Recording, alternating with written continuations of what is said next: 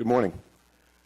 Welcome to today is the Thursday, May 21st, 2020 Board of Directors meeting for the Indian Wells Valley Groundwater Authority. We'll start off with a roll call. Director Page. Present. Director Vallejo. Present. Director Kaczynski. Here. Vice Chair Heyman. Present. Chairman Gleason. Yeah. Thank you very much. We'll do a flag salute followed by a moment of prayer, silence, and meditation, depending upon what you want to do. Scott, would you lead us in a pledge of allegiance? Allegiance to the flag of the United States of America and to the republic for which it stands, one nation, under God, indivisible, with liberty and justice for all.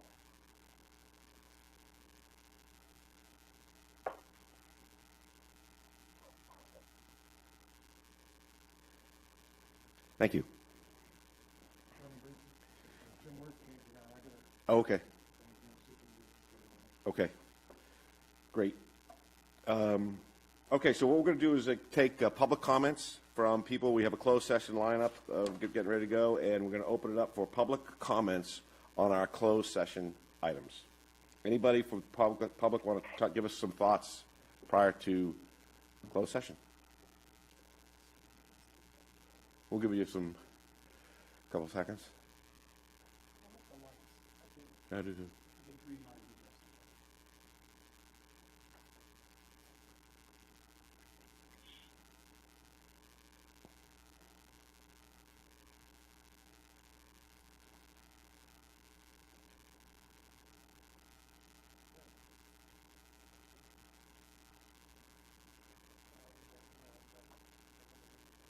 Okay, I'm not seeing anybody, so we'll close the public hearing for public comment period and adjourn to closed session. We'll need a motion to adjourn. Motion to adjourn. Thanks. Okay, we're going to do close.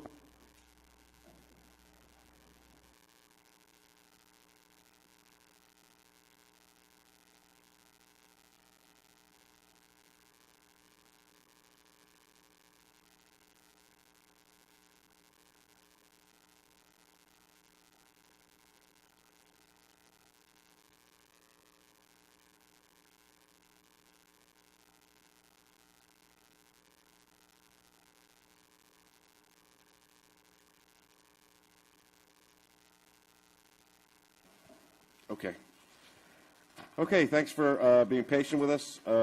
We'll start our open session on meeting for Thursday, May 21st, 2020, but first with a report of closed session. Thank you, Chair. We met on both items in closed session. There is no reportable action on either. Thank you very much. We had a pledge of allegiance and the roll call. We'll open this time for public comments. This time is reserved for the public to address the board about matters not on the agenda. No action will be taken on non-agenda items unless authorized by law. Comments are limited to 3 minutes per person. So we're going to open it up for public comments, item 5, for our session today. Are there any takers for public comments?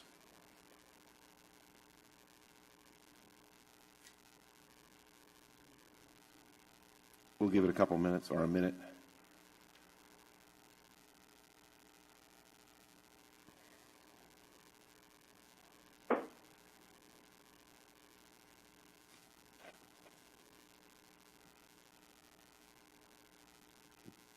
Okay, we've got no public comments, so we'll close the public comment section and move on to the consent agenda.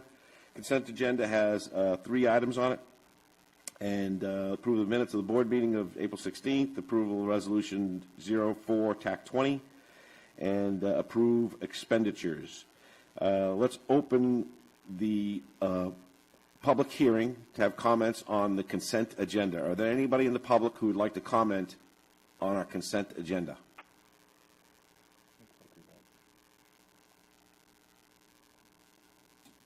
Those blue lights mean anything? It means that someone's calling? Okay, good. They hung up? Let's see if they call again. We'll give them another minute. Whoever called, please try calling again. We'll wait for you. Okay.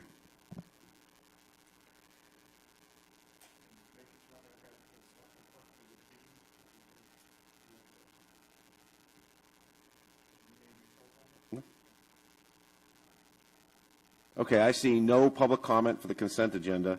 I know there is out there, but I know we have public comment here on item number B, Bravo, for the consent agenda. April. Searles Valley Minerals. Approval of resolution number 0420 appointing Steve Karakos as TAC representative of Searles Valley Minerals. Searles Valley Minerals believes that Stephen Karakos will be an excellent addition to the TAC. Stephen brings practical experience in water conservation and water treatment technologies to his current role at SVM. His project management experience will be a valuable addition to the TAC as the GSP moves forward into its project phases. Outstanding. Thank you very much. Any other public comments?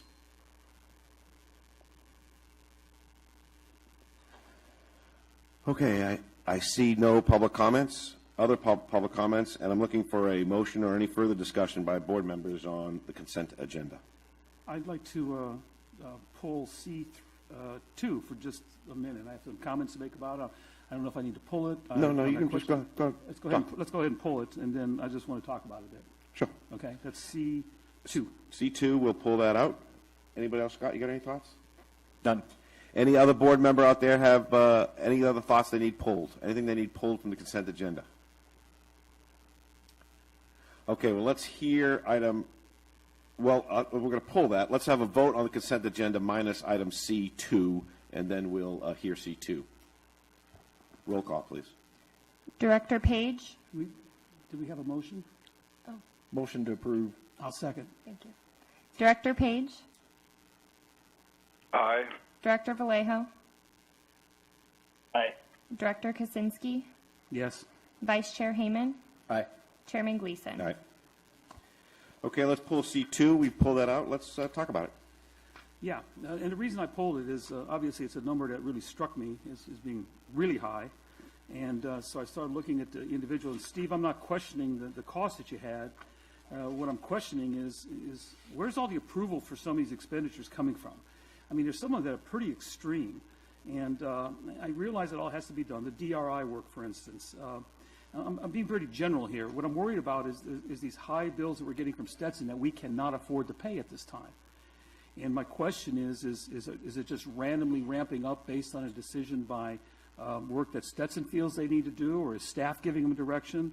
I want a better understanding of how these bills get as high as they do, because, Steve, I know that you are concerned that you're delaying payment on all these bills, and that's bothering me as well.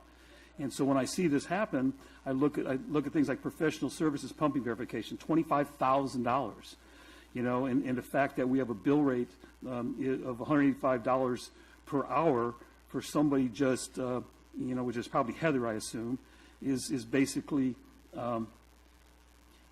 doing work for pumping verification. Could that be done cheaper or less expensive? So those are the questions I have. I'm not saying we don't need to pay this bill, and by far the only reason I pulled is to have this discussion.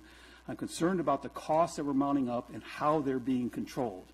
Does anybody have an answer to come to me and say that when a project or a portion of a project is talked about, is the staff saying, yeah, do it, or no, we can put that off, or no, we have another idea, or yes, we have to do it this way? Is there some discussion on that level to control these costs? That's my question. Thank you, Mr. Kaczynski. Mr. Johnson. Good. Yeah, sure. I'd like to respond. Of the example that you provided, Ron, on the pumping verification, that is a budgeted item, and that's not just doing like existing pumping verification. I believe that's preparing our pumping verification reports associated with the pumping verification questionnaires that went out. And we budgeted there was a fairly large budget. We actually originally budgeted around, I think, $5,000 per report to prepare these pumping verification reports. I don't think it's going to cost that much, and we budgeted based upon that we would get a lot more responses on the questionnaire than we did, so we certainly won't get close to our budgeted amount. But yes, that was a budget amount, and it's not just this is not supporting staff on the existing pumping. This is the pumping verification reports that are needed for the upcoming the allocation of the sustainable yield, the Prop 218 report, and the transient pool fallowing program report. So yes, that was budgeted. Big picture. picture, just for information, big picture, we do prepare a spreadsheet on a quarterly basis. Heather actually does it, which includes all of the tasks that we're working on. It also shows the original budgets, any budget changes, and it also shows unbudgeted items that we're working on. So it's all itemized. We provide that to Don and April as the sort of the administrative arm. I believe that's distributed to the board members and the team on a quarterly basis. I think Heather just finished one. We also, on that summary that we provide, we take a shot at even highlighting those areas that we see that need to be either yellow flagged or red flagged on things we see that are going beyond the original budgets. And then over on the far right-hand column of that table, we always provide an explanation associated with each one of the budget items and where it came from, what we're doing, and how it was authorized, or why we're doing it as an unbudgeted item. They provide an explanation on the right-hand side. So if you don't have that, Ron, we need to get it to you. We should make sure, working with Don and April, we should make sure that you get it every time Heather prepares it and sends it out. And the last thing I just mentioned is if there's anything specific that you have, like the pumping verification, that you want to ask about what we're doing or why, certainly let me know. Send me an email, call me. I don't have that stuff in front of me right now, and it's probably not the best place, at the public meeting. But certainly, if you have any questions, I'd be happy to address those for you. Steve, I appreciate that. And I know yes, Don might have. I'm sorry. If Don has anything to add. No, I'm just trying to recall. Did Heather send out that last quarterly report? I think she did. She's not on the call right now, but I think the last one that was due was in end of March, I think. So I think she got that out in April. Yeah, I'm just looking at the sheet here. I think she. Let's see. If not, we can make sure, or give Ron the one before that. But if people aren't getting it, we definitely should make sure it's distributed, because the purpose of that is to keep you guys informed of what we're doing and why and where things are at. That's the purpose. Yeah, she was going to send it out on May 15th. She was going to send it on May 15th, Steve. I appreciate it, So Steve. I think what I'm asking is, Okay. I haven't seen every report, I don't recall it, but you're telling me it clearly identifies what's been budgeted, which is one thing, because that's all Yes. budgeted under the guise of the grant, and then what is non-budgeted, which I think is a very important item, Right. because that's putting together some pumping fees. So no, I haven't seen, so I appreciate to see that. And you have to understand here, my concern, Steve, is that we're racking up bills, and I don't know how solvent we will continue to be, and I'm looking at the money that's continuing to come in from the grant to pay these bills, as well as the plan for the adjusting the pumping fee. I just want to be sure that we don't get ourselves in such a bind that we can't dig ourselves out. And that's why I want to be able to see this and better understand. And that's the main reason, because I think that report will be I appreciate it 100%. Yeah, that report's going to be important to me when we start looking at adjusting pumping fees. So I think I got my answer. Yeah, that's. Thank you. Can I add? I appreciate that very much. I know Don is also looking at cash flow projections, and we're working on those with Don. So, yeah, we're concerned about it too. We're very aware of it and where we're at and where we're headed. So I do appreciate your concerns. And again, if you have any questions about that summary table, it's basically our work task, budget, and current status table that she puts together. It's a 11 by 17. It's probably at least 2 pages long, might even be 3 pages long right now. But it's a spreadsheet showing all the work that we're working on. Phil, I think you had some thoughts. Yeah, I did want to say, in the past 2 months, March, April, to say Steve has been working full-time would probably be an understatement. I think he's got several people working full-time, because we are drafting multiple reports. They're in draft now. Staff is working on them. Water Districts Council has seen them. Those would be Sustainable Allocation Report, Engineering Report, Transient Pool. They're looking at the questionnaires that were all submitted in March that they've had to go through. I mean, there has not been a 60-day period where staff for this GA has been working harder than right now. I hear you. I agree. I'm very thankful. Can I just comment something? I think because Ron, your statement was more in tune, or the larger picture is how do we control costs? What's our cost control plan? And my understanding of that is that's a general manager responsibility. So maybe we should find some way. I'd like a better understanding, a more clear understanding on how we're controlling costs, how we're approving costs, how we're managing those things, rather than coming in just once a month and looking at some numbers. It's not an easy task because there are so many things that Stetson is doing in response to legal team actions that I'm not involved in. Right. Now, if you want me to be able to approve every single expense, we can do that, but it's certainly going to slow the process. No, I'm not interested in that, but I'm interested in building a clearer picture for the board members so we can sit back and with comfort saying that that's a very large number, but I got it. That makes sense. Maybe we just need to have some type of summary, monthly summary, or something that we can just throw it all together, or weekly or something when big picture numbers come in to help us build a better picture, a better understanding. I suspect the only way to do that is to increase the frequency of the report that Heather's doing on a quarterly basis. How much work are we talking about that? Steve would have to address that, but I think that would address your concern. We get a clearer picture, more, not real time, obviously, but closer than a quarterly report. Yeah, I just think, Steve, if you could come up with some ideas that would help us have a better understanding, not just of your expenses, because we know they're justified, we know you're doing the right stuff, we know you're working collaboratively with other members of the board, but somehow just have a better picture. If it's practical to do that, I think that would be a good part of the financial report, the general manager's financial report each month. In addition to the report we're getting now, that report as a supplemental report. That could be a good answer. Let's have a conversation about that, Yeah. and let's see if we can come up with some better proposals to. I think it's a great idea. If we can get that, if that's a monthly report that Steve can have Heather generate, that isn't a burden, and just work with staff. And I think having that in front of me would make a lot of difference. Okay. So Steve, is that something that's easy to do as you go along, or does she do that report on a quarterly basis and just do it all at once, or could she just do it as time goes on and have it available on a monthly basis? I think she can. I think she can. As you know, she's expecting a baby, and I think she's going to start her maternity leave probably sometime next week. But can she delay that? The format or speed it up? I know the format for doing this is not that bad. So let's have a discussion offline, Don, maybe with Heather, and see what works. Because I know when she does it quarterly, it's basically a sit-down process because she's got to look back, 3 months and pull it all together.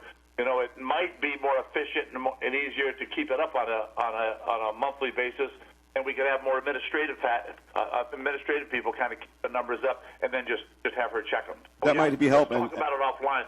That might help, Steve. And this board is open and understands your limitations, and we're open to your thoughts. Same with the general manager. Yeah. So, okay. If that's all the discussion on item C2, I need a motion on item C2. I move to approve C2. Second. Roll call vote, please. Director Page? Aye. Director Vallejo? Aye. Director Kaczynski? Yes. Vice Chair Hayman? Aye. Chairman Gleason? Aye. Item number 7, request for reconsideration groundwater sustainability report to the United States Navy. Who has this one? Me. Don, go for it. I'll start it off. I just need to confirm, is Michael McKinney on the call? Yes, sir, I am. Okay.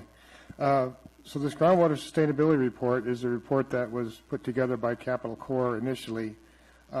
Within that report, there was mention of an interconnection project for importing water. No specifics, just a general mention of an interconnection project. In subsequent meetings with the Navy in particular and Assistant Secretary Niemeyer, questions came up of what is this project? Help us understand it a little bit more. So the request on the part of the Navy was to put more detail into that project. So the report that's in your packet is the original report, revised only to reflect more specifics about what the options are for that interconnection project.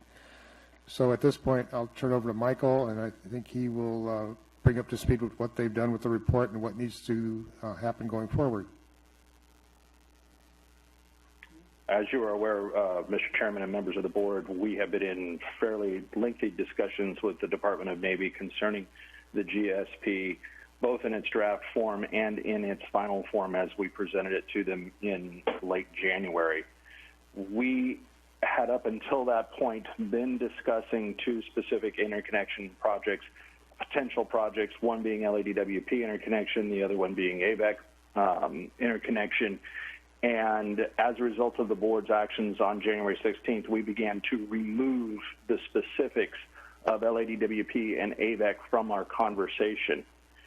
Quite frankly, that has created some confusion.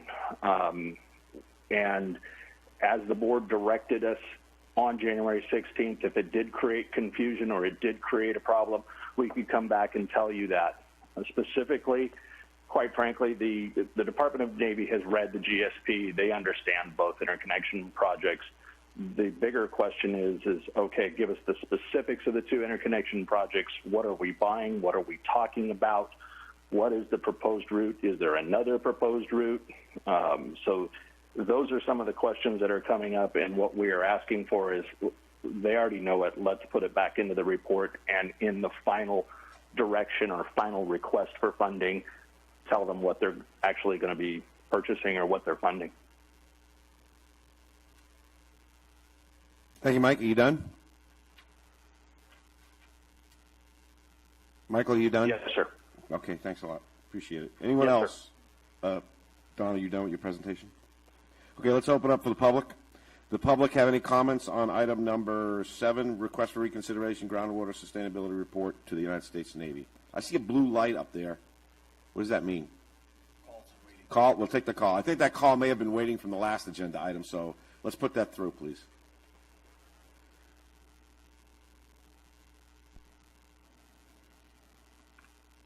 Caller, you are talking to the board.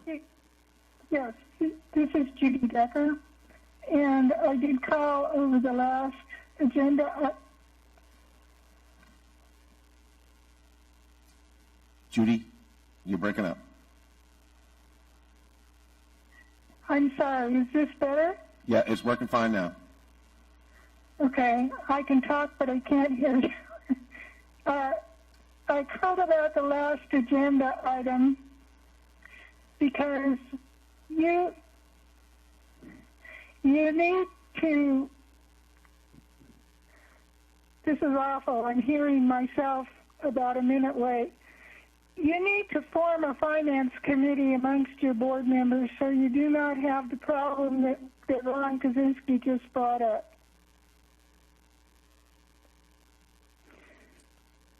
Thank you, Judy. Are you done? Well, I would like you to, as a board, to seriously consider that option amongst yourselves.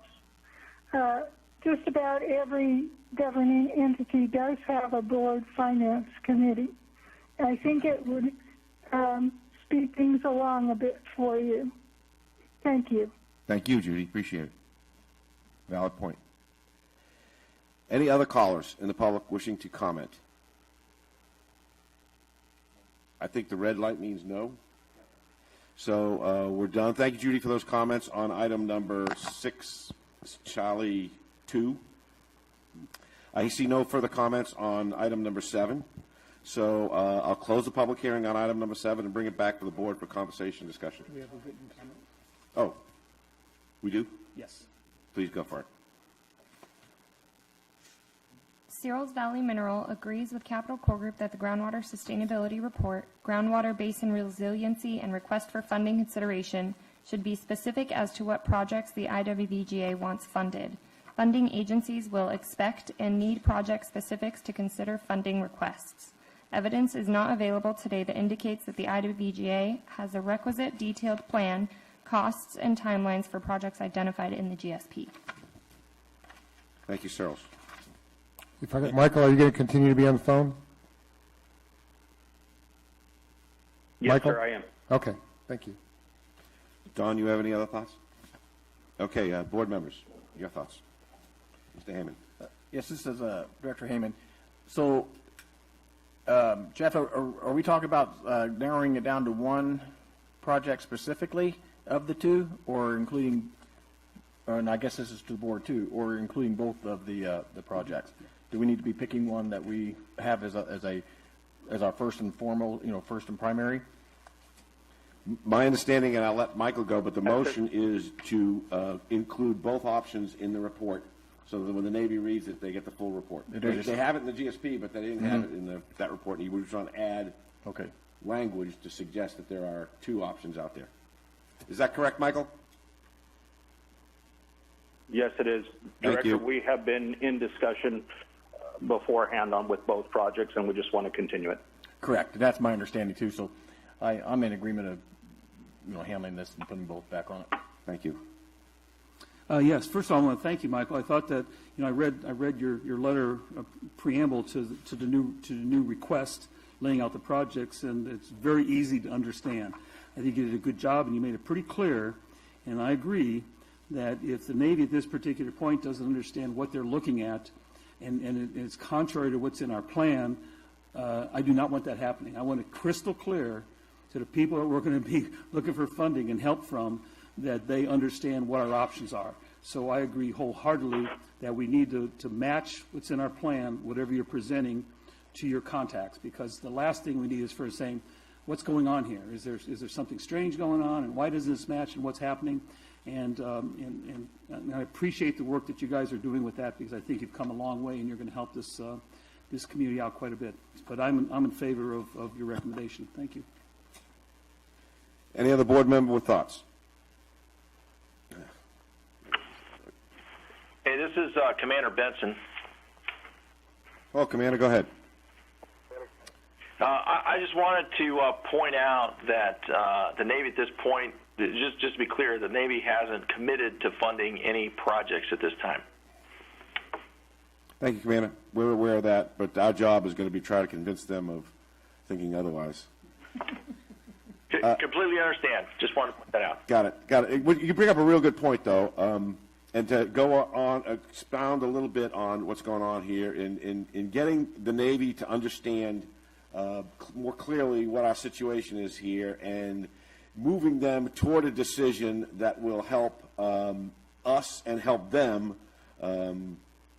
make a decision about this. There's going to be some effort by a small group of us that are going to go marching around to different quarters, different offices, like the commanding officer of the base, maybe the admiral on the base down in San Diego, to talk to people about the importance of what we're doing, why it's important. We're not going to be advocating for either option, because I'm not one to advocate, but I am one to advocate to the Navy that we need their support in making decision, whatever decision they want to do, and however they want to play it.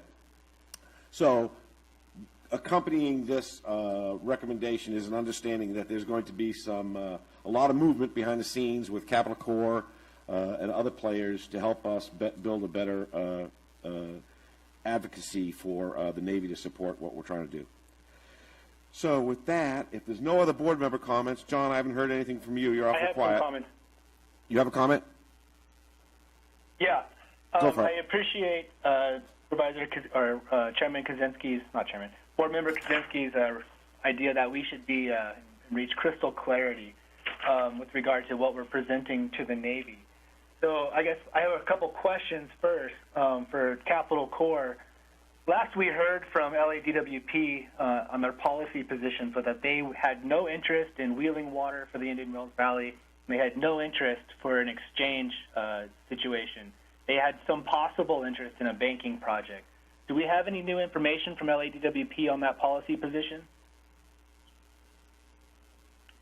I believe that Jeff Simonetti from Capital Corps is also on the line at this point in time, and he can direct the transfer partner discussions, and he has been in contact with the transfer partners over the past quarter. Jeff, are you there? Yes, good morning. What we're in a position right now is that what LADWP and AVEC for that matter has said is that they are waiting for direction from the from the board and from Indian Wells Valley Groundwater Authority as a whole as to direction on what the interested transfer partner is before they're going to proceed. So neither one of them have fully weighed in on, yes, we're interested in moving forward, or no, we're interested in moving forward. It's more of a holding pattern and waiting to see what direction from the board is on next steps. But I mean, that's a little bit different than what we heard last time through the general manager. Last time we heard that DWP's policy position was that they had no interest in wheeling water and no interest in exchange program.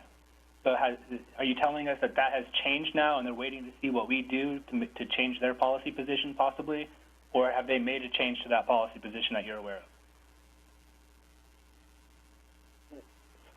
I think it's consistent in the fact that like I said, I don't think there's current interest in moving forward before they get direction from the board and get direction from this body as to how they want to move forward. You mean they being LADWP getting direction about how we want them to move forward? I'm just confused. I'm not sure what you're saying. It's a pretty, I guess, clear question in my mind. LA's position was clear. We have it from Don, and I'm wondering if they have changed that position. I don't recall. Hold on before we descend into chaos here. So let's hold, Jeff, if you'd hold on for a second before you answer that question. Don has something to say. Our general manager. Director Vallejo, I don't recall making a statement saying that they definitely were not interested. I've had conversations with them before where they had expressed interest in a banking project. And I can forward you the email where you sent that has the quote of their policy position. I brought it up at the GSP meeting itself. I held it up for everyone to see. So if you don't remember that, that's fine. You put it in writing. So I guess my question is, if we're looking for, my statement really is, if we're looking for crystal clarity with regard to our communications with the Navy, have we been crystal clear with the Navy that our exchange program that we've written into this letter that Capitol Corps has created and wants us to allow to move forward, that our intent here is to move forward with a project that LADWP has said that they have no interest in moving forward with? Is the Navy aware of that? Capitol Corps, your response, please. United States Navy. Yes, we have had discussions with the United States Navy concerning the challenges regarding LADWP and the current positions that LADWP have taken, as well as conversations that we have had with LADWP and with AVEC. We've weighted them equally. Because the projects are both included into the GSP as the only potential interconnection points, they would like to consider both of them and have considered both of them. But I guess my question is, are they considering the fact that that project, as we've presented it, is something that LADWP is not interested in moving forward with? We've presented in our project list that we've also included in what you've put in the board packet today, an exchange program with LADWP. That is not something that LADWP is interested in from all the information we've been provided. And so I'm just wondering if we're making that crystal clear to the Navy. Mick, this is Steve. Can I mention something? Yes. Yeah, John, I want to make sure it's clear from my recollection, okay? I'm not saying what you're saying is right or wrong, but I want to make sure it's clear from my recollection. And Don, maybe you can weigh in. My recollection of the word we got back from LADWP was that they were not interested in moving forward on these programs without INYOs being in agreement. They right, qualified not interested without they were not being involved in the exchange program at all. They were not interested in wheeling water, and they were interested in a banking project as long as Inyo County was on board with that banking project. Those were the three things that were passed along to us directly from LA in our discussions with LA. Outstanding. Is that a question directed at somebody? No, that's just making sure that we're being crystal clear about what we're presenting to the Navy, and I just want to make sure that we're not misleading the Navy. That kind of speaks to a broader issue about what our intent here is, because if we're really pushing for a DWP project well, one, we should probably let DWP know that we're intending to take it involuntarily if they're not going to go voluntarily with an exchange program. And two, I'm wondering if the Navy itself, if they're going to pursue a project that essentially looks to the past to reduce water consumption and use in the valley or in the basin, or if we would rather push a project that allows for actual possibilities of change, expansion, and growth in our communities, which possibly could include the ag that we're talking a lot now about phasing out. And that would obviously be the South project, one that would allow more water. If the market bared it, more water would come up. So I just read the packet that we were provided today as not being crystal clear with the Navy about what's really possible and what the effects would have, what the effects of a DWP project would have on the community. Because it really would be a restrictive effect and limit the amount of water that we could ever get in, and we'd pay a lot of money for that very small amount of water. Where the AVEC project would allow the potential, at least, for whatever this community wanted, so long as the market could bear that. So my request would be to include the information in the packet that Capital Corps created, to include the information that the exchange program that we're trying to pitch for LADWP is something that LADWP has expressly said they're not on board with. Thank you. Any other comments? I disagree with John's comment. I think that we're not far enough along to even know that. It's a potential project. We need to explore every single avenue. And to sit here and say that LAWP, I mean, I've seen nothing in writing. I've seen nothing policy-wise that says we refuse to deal with you. The only thing I've seen, and I understand, is that they want the parties involved to have a mutual agreement of how they all can benefit. And as far as I'm concerned, that's something we need to work on. So I believe that what is being recommended by Capital Corps needs to be in that document. To sit back and say, well, we're putting something in here that we know we can't do is not the way to go, because I don't know that. No one's convinced me. Okay, Thanks, sir. Any other thoughts? To be clear, I'm quoting from Don's email where he says he had a conversation with Victor Harris from DWP. And I quote,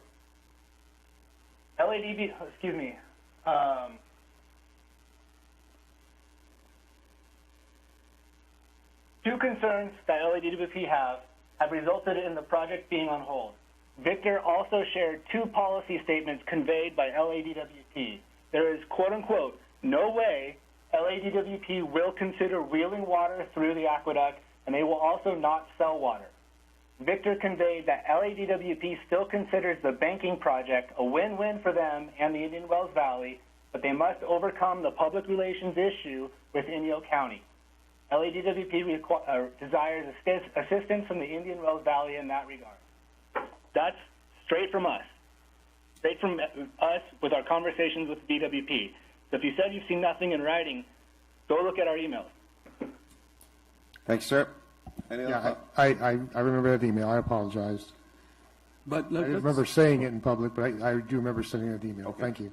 let's keep in mind, that was beginning negotiations or ideas about what we're going to do here. I would not hold that as a solid fact that they don't want to deal with us on that particular thing.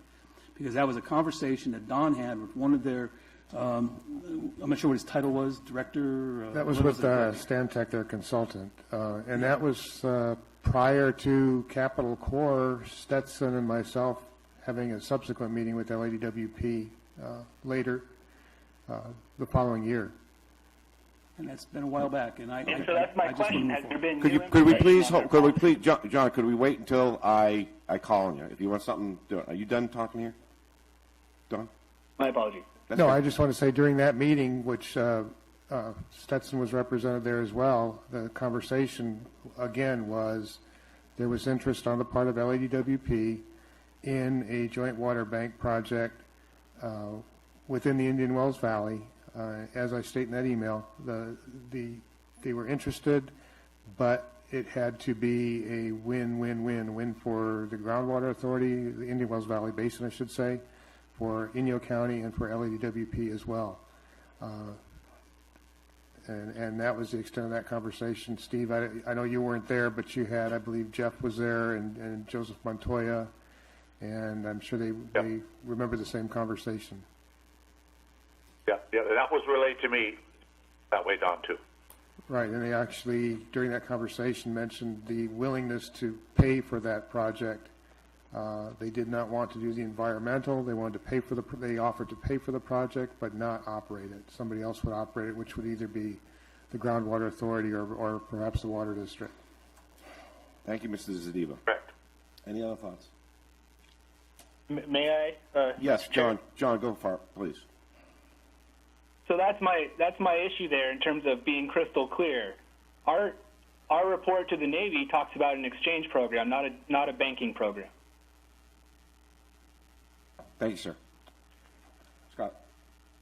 I motion that we approve the request for the reconsideration of the groundwater sustainability report to the United States Navy with both AVAC and the DWP projects back into the report. I'll second that. We have a motion and a second. Any other thoughts? Sure. Yes. Yeah, Chairman. Does that This is motion Bob Page. include Okay, inclusion Bob. of the actual project that we're Bob talking Page. to LADWP about, or is the project for the exchange that is currently in there? Go, John, say your question again because we were talking over each other. I'm sorry, I didn't hear you. I'm just trying to clarify if the motion to include the quote-unquote, well, to include both projects, with regard to the LADWP quote-unquote project, we currently describe an exchange, a water exchange project. But like we just heard, the actual project LA is considering or would be interested in is a banking project. So are we going to revise the report to be accurate, or are we going to just hope that LADWP is going to change its mind at some point in the future and align its project with what we want them to do? Thank you, John. Appreciate it. Bob Page, you're up. Yeah, I had a question. I'm hearing other members of the board talk about that. You know, we haven't made a decision yet. We want to keep our options open. We should be mentioning what the options are that we're evaluating. My question is, what comes first? Does acquiring supplemental water come before we decide who the partner is for getting the water to us, or do we need to decide which agency we want to partner to for wheeling water to us before we go out and try to buy water? Good question. Phil, go ahead. Yeah. The answer to that is Director Page. somewhat straightforward. You could, in theory, buy water from LA, the surface water rights they have, and pull them off here and be done.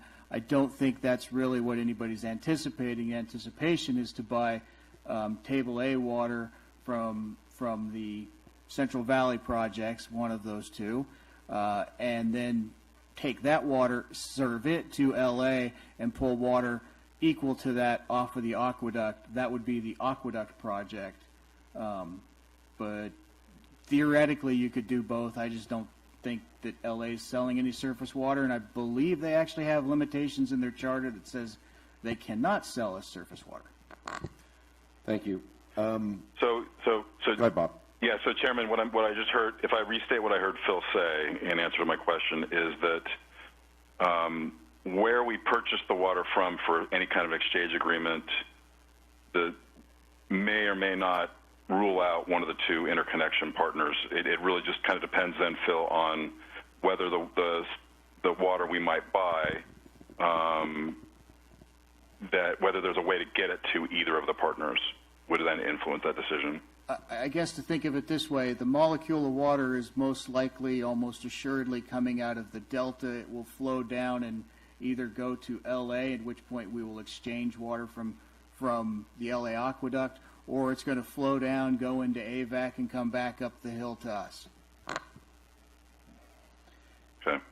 Thank you. My understanding is that this motion is not putting limits on either of those opportunities. We're just opening the door, both opportunities. The Navy and LADWP are big boys. They can figure out what to do, and they can be more specific as the conversations continue.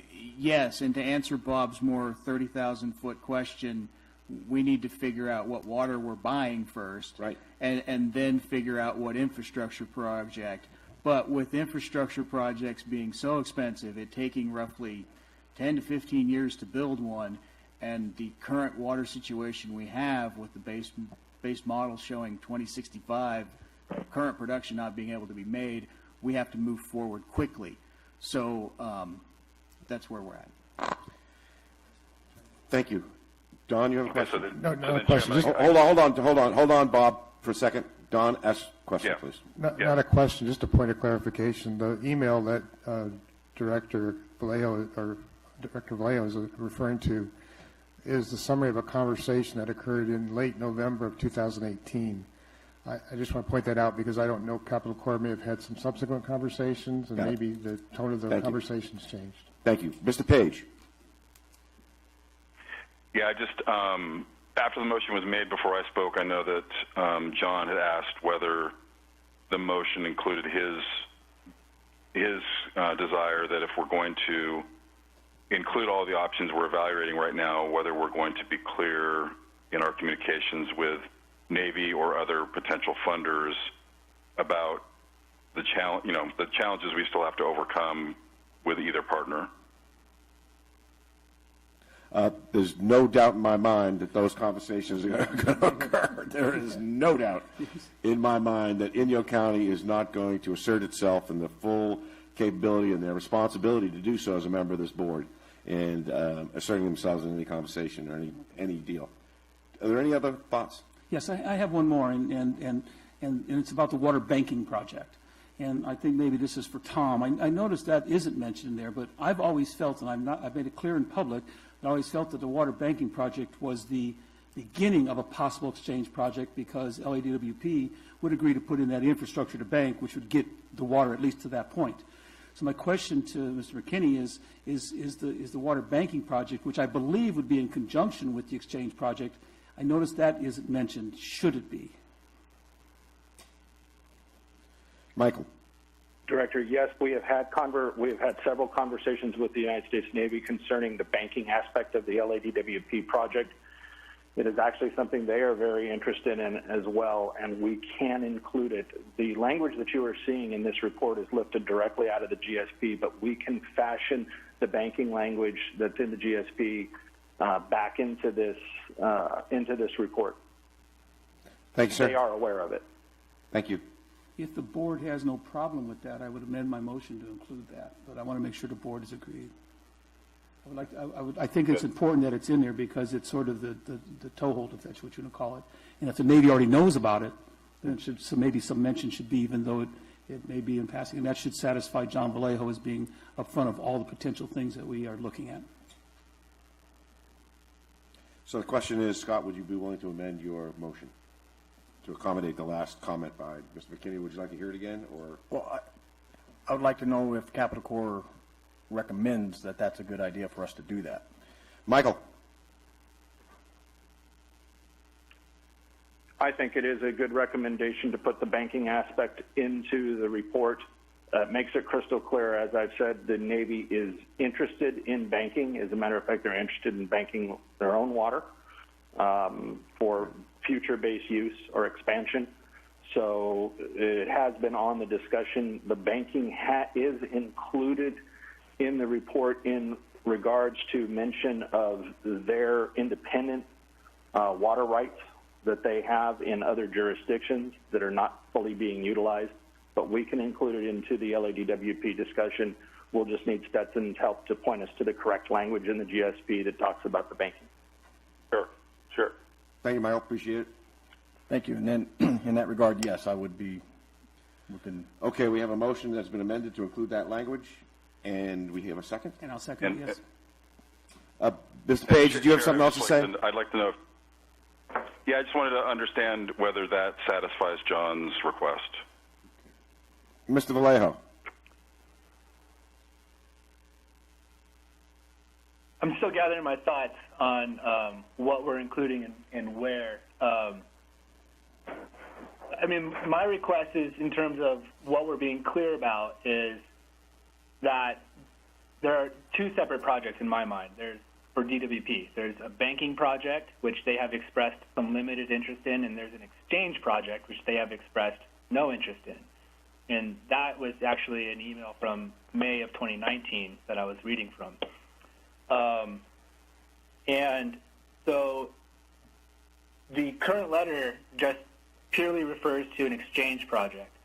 And if this is going to be modified to explain that DWP is interested potentially in a banking project, but not interested in an exchange project, that's what I want the letter to be clear about.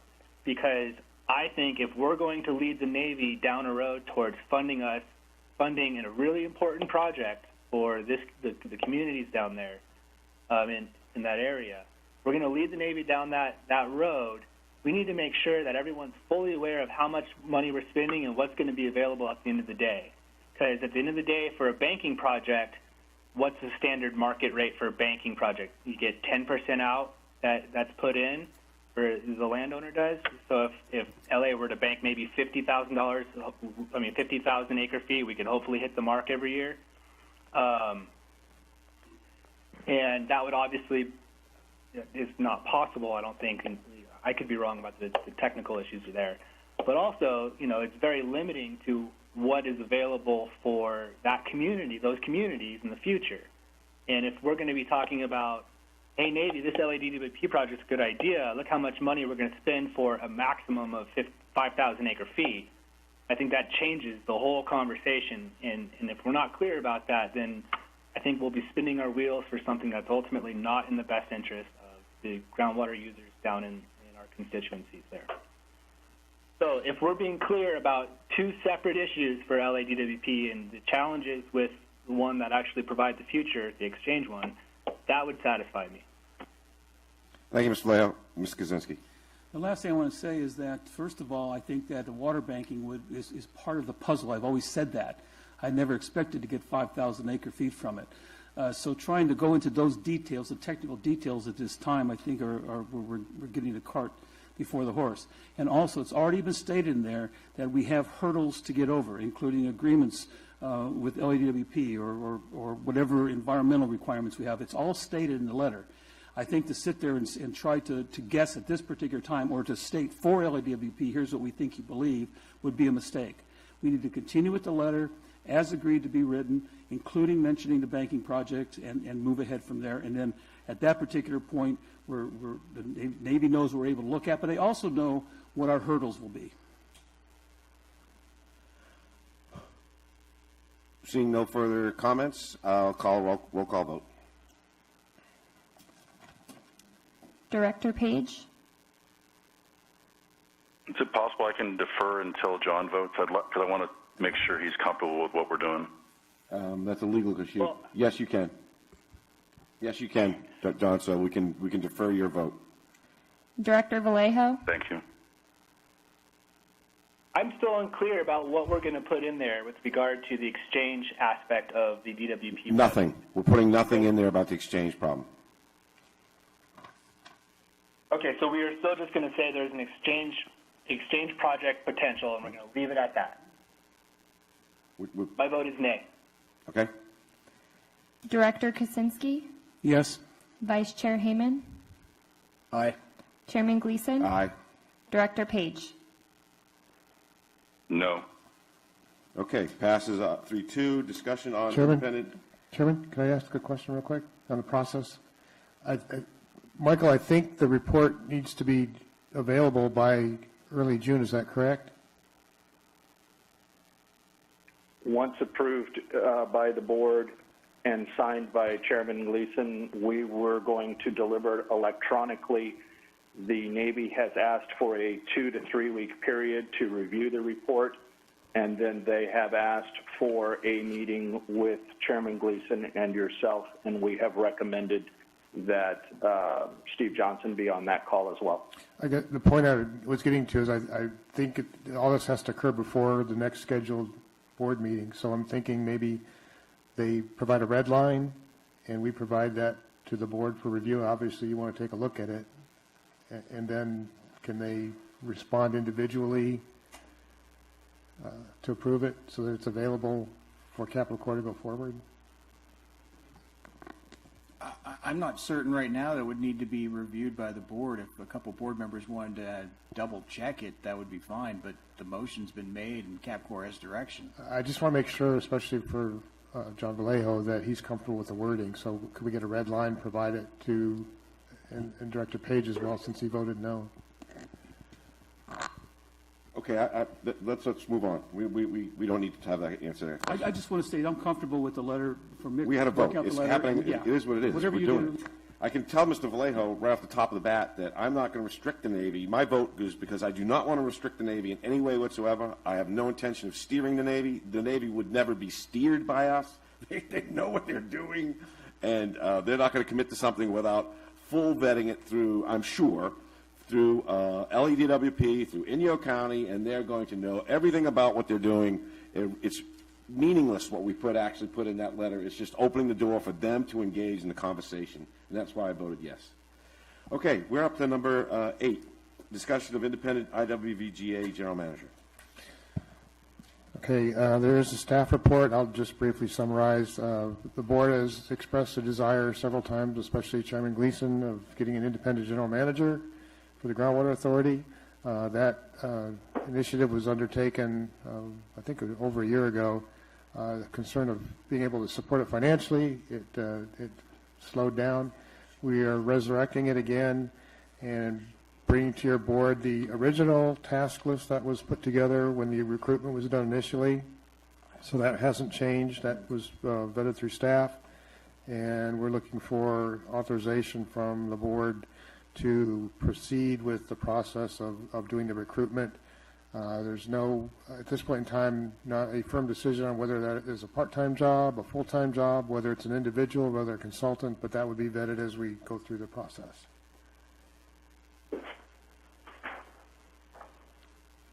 Okay, thank you very much. Appreciate that. Let's go to the public. Looking for a timeline, did you want me? Yeah, go for it. Yeah, so we're looking at, if we get authorization from the board, we're looking at probably June to start the recruitment, probably by the end of July or so to have gotten all the applicants, do interviews, probably bring a recommendation to the board at the August meeting, and we would probably look for having that person on board probably September or October of this year. Thanks, sir. Appreciate it. Let's open up public comment. Does the public have anything to say about item number 8?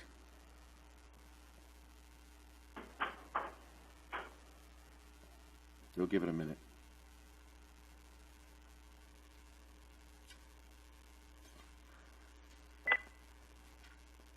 Okay, I'm seeing no comment from the public, so I'll close the public hearing on item number 8 and bring it back to the board for comment, and consideration, and a vote.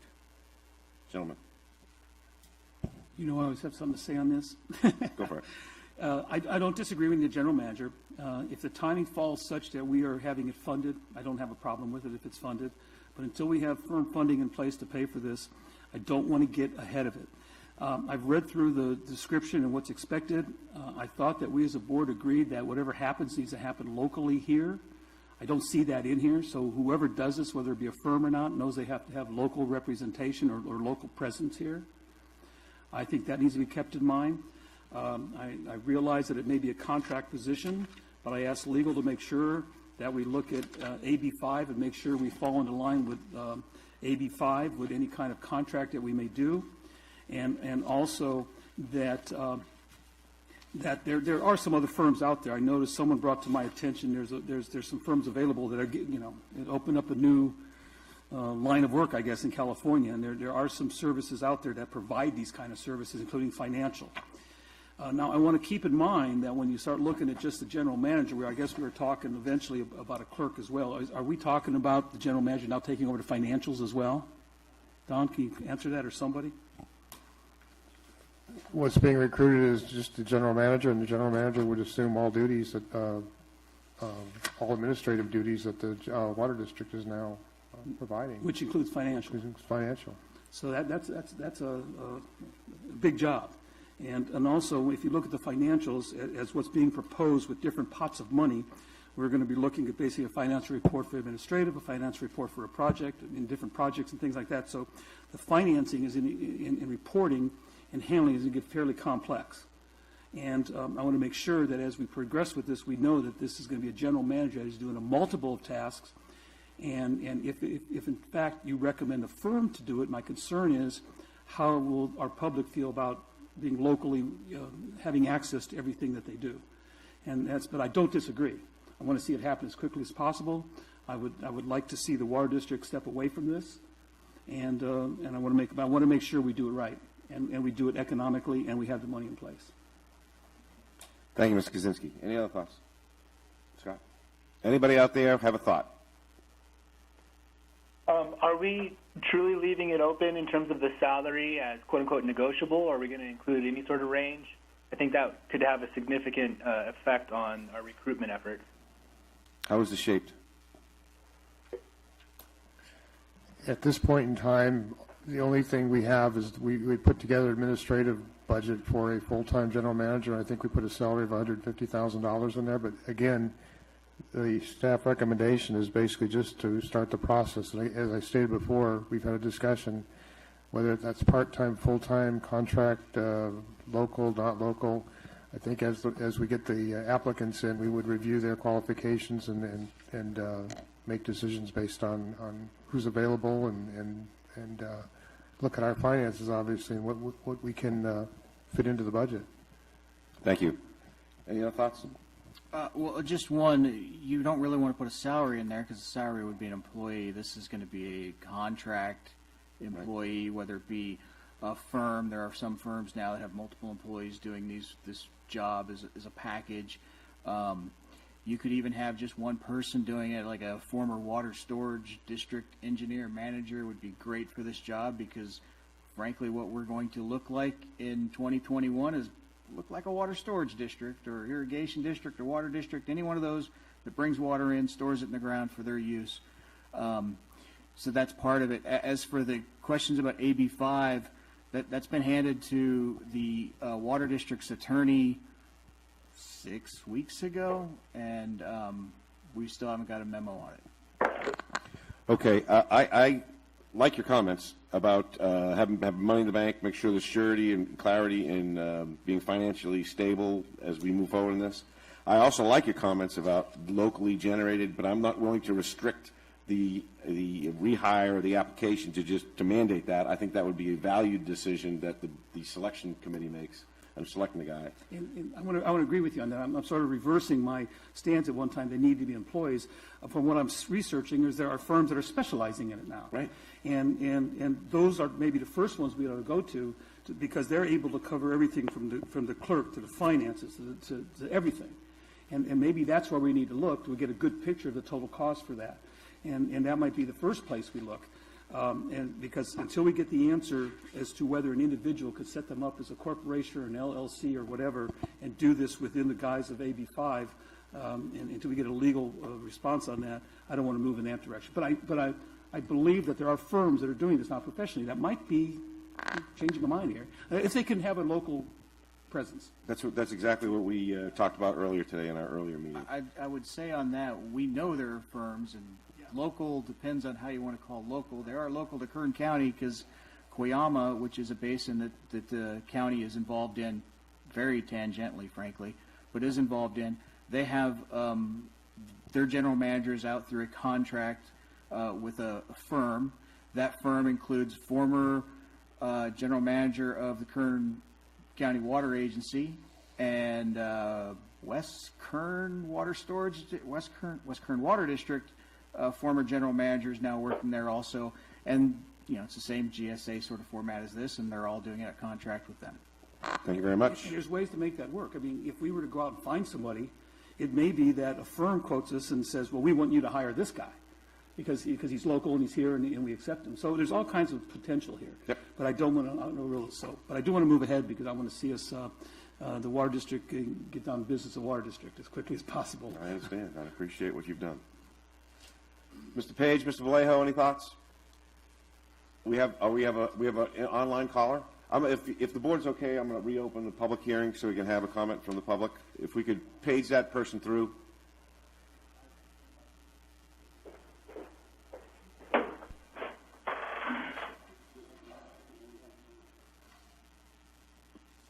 Okay, caller, speak your name, say your name, and let's have it. Mike Neal. And my comment on going out to look at hiring a general manager is you continue to pay Stetson Engineering copious amounts of money all the while being about $1.5 million in debt. Hard to see how this isn't the most irresponsible thing you could possibly be doing right now, because you're not going to just hire a general manager. They're going to want staff and everything else. I can guarantee you that addition of that position is going to add $200,000 plus per month to your expenses, and you don't even have the money to pay back what you borrowed before. When Stetson Engineers has to go to the water district and ask them to give you a loan so he can get paid, it's hard to see how this doesn't just sound absolutely ridiculous for you to be talking about hiring anybody or incurring any further expenses at this point. So I find this really unbelievable to even be seen being brought up. Thank you, Mr. Neal. Any other? The public hearing is now once again closed. Oh, we got another one? Okay, let's have another one.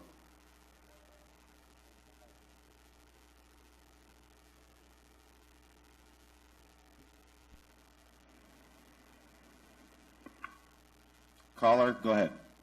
Yes, this is Renee Westerlust, and I'm just want some clarification, like where do you expect the funds to pay for the general manager to come from? Have you come up with some kind of other funds that could be accessed somewhere from our other government agencies? Thank you, Renee. Okay. That's a good question. We had a lengthy conversation about this in closed session, and what can we talk about? Sure. Let's talk about what we can talk about. I'll talk about what we can talk about. California law is very specific. You don't start with a fee and work your way backwards. You start with the cost and work your way to the fee. So, as an example, let's forget a general manager. Let's say my work wasn't in kind and free from the county. My bills would be charged to the particular project I'm working on. So, if I'm working on the engineer's report for a replenishment fee, which we'll see next month, that work would go into the replenishment fee. That cost would be paid for from the replenishment fee. If my work is related to a transient pool, then the transient pool has to pay for my work. That's black letter law of California. You have to start from the costs and spread it out. An admin, the general administration of a general manager, it works the same way. So when the general manager is working on getting import infrastructure and working on that, his costs related there, his time goes into that project cost, not into other costs that aren't associated with that.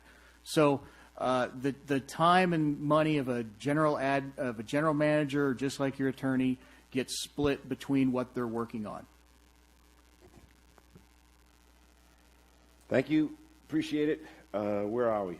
We are to have a vote on the general manager, but we need a motion. Oh, I'm sorry. Do we have someone else on the line? Yeah, okay. Thank you. Good save. Could you pass that person through?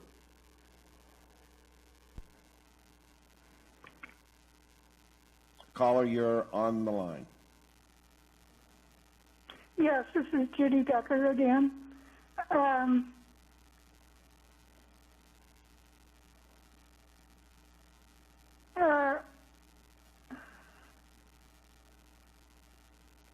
Yes, this is Judy Decker. Hi, Judy. Go ahead. We can hear you. I tend to agree with Mr. Neal. I think, can you hear me? Yes. I tend to agree with Mr. Neal. I feel you need to get your finances straightened out before you go forward with a separate manager. Thank you, Judy. Are you done? I don't know. I'm sure you've called in, Nick, but this is so difficult because I hear my own conversation about 2 minutes after I say it. I hear, I'm not sure where I'm at. But you have a serious problem as well as finances, and that is your credibility with the residents and the landowners in this valley. And hiring a contractual firm to do this, I don't think it's a good idea. Thank you, Judy. Well, just for your comfort, what I heard you say is you agree with Mr. Neal. You don't think hiring a general manager at the present time is appropriate, and I appreciate your comments. Thank you very much. Do we have anybody else? Okay, I think red lights mean nobody else. Anybody have some comments to offer these folks? Any thoughts? Well, I think that we need to move on with the process. And, you know, these processes are slow. I think we're going to begin to get information back. It's going to run in conjunction with our financing capabilities. And it needs to start. It doesn't need, we need to pull the trigger until a particular time. So we're still buying ourselves time to make the decision based on the finances. So I don't have a problem with moving ahead to looking for that, but I also feel very strongly it's just not just the general manager we're looking for. It's either a general manager that does finances and everything else, or it's a couple people or a group or a firm to do that. Because to me, the finances are going to become, like I said, very complex, and what we're asking one person to do might be beyond their capabilities. Thank you very much, Mr. Kaczynski. I'd just like to say that the timing of what we're trying to do coincides with revenue coming in. I believe that the timing of this and when it's going to start and when we're going to actually make the hire will be beyond the time when our first collections start rolling in. So I think we're going to be financially moving in the right direction, and after that happens, then we're going to pull the trigger on hiring a general manager. But the process needs to start now because it's a several-month-long process. So, okay, we've heard from the public. We've heard from the board. I need a vote. Any motions out there? Mr. Chairman, could I ask? Yes, please, Mr. Page. Bob Page. Can I ask a couple quick? Go for it, Bob. I'm supportive of the general direction we're talking about, but since the request from staff is just to reutilize the job description that was written in 2018, there were a couple things I noticed in that description I wanted to just clarify. It appears there's a provision in terms of the responsibilities that it doesn't directly say that the general manager would supervise the water resource managers. Kind of more talks about participating in their work. So I'm assuming staff is not suggesting that the general manager oversee the work of the water resource manager. That's one question if they could clarify. Then the second thing was there's a key responsibility description about being responsible for exploring the availability of supplemental water supplies. And I'm assuming that was written prior to us contracting with Capital Core Group. So I don't know if that bullet point in the job description needs to be tweaked a little bit. Those were the two things that I noticed in the 2018 job description that I either had a question for or didn't seem like it made sense with where we were today. Thank you, sir. Don? Yeah, I think we need to take another look at this. This was, as you said, this was pulled from 2018, and there likely were have been some changes, subsequent changes, so we'll go through it before we put it out. We'll vet it through staff one more time. Thank you. Appreciate valid points. We're not wanting to hire a general manager to oversee the water resource manager. We want to hire a general manager to manage our admin and our finances, and we're going to lay those tasks out clearly in the RFP. Chair, Yes. if I could say quickly, no matter what general manager you hire, unless you completely change Stetson's hiring, how we've hired Stetson and everything, the general manager will not be Stetson's final say in anything. It's this board, because this board is the one that's hired him. This isn't like a city city where city manager hires and you have all of the civil service protections and that. Steve's job is with this board. Obviously, he has to work with any general manager we put together and work as a team.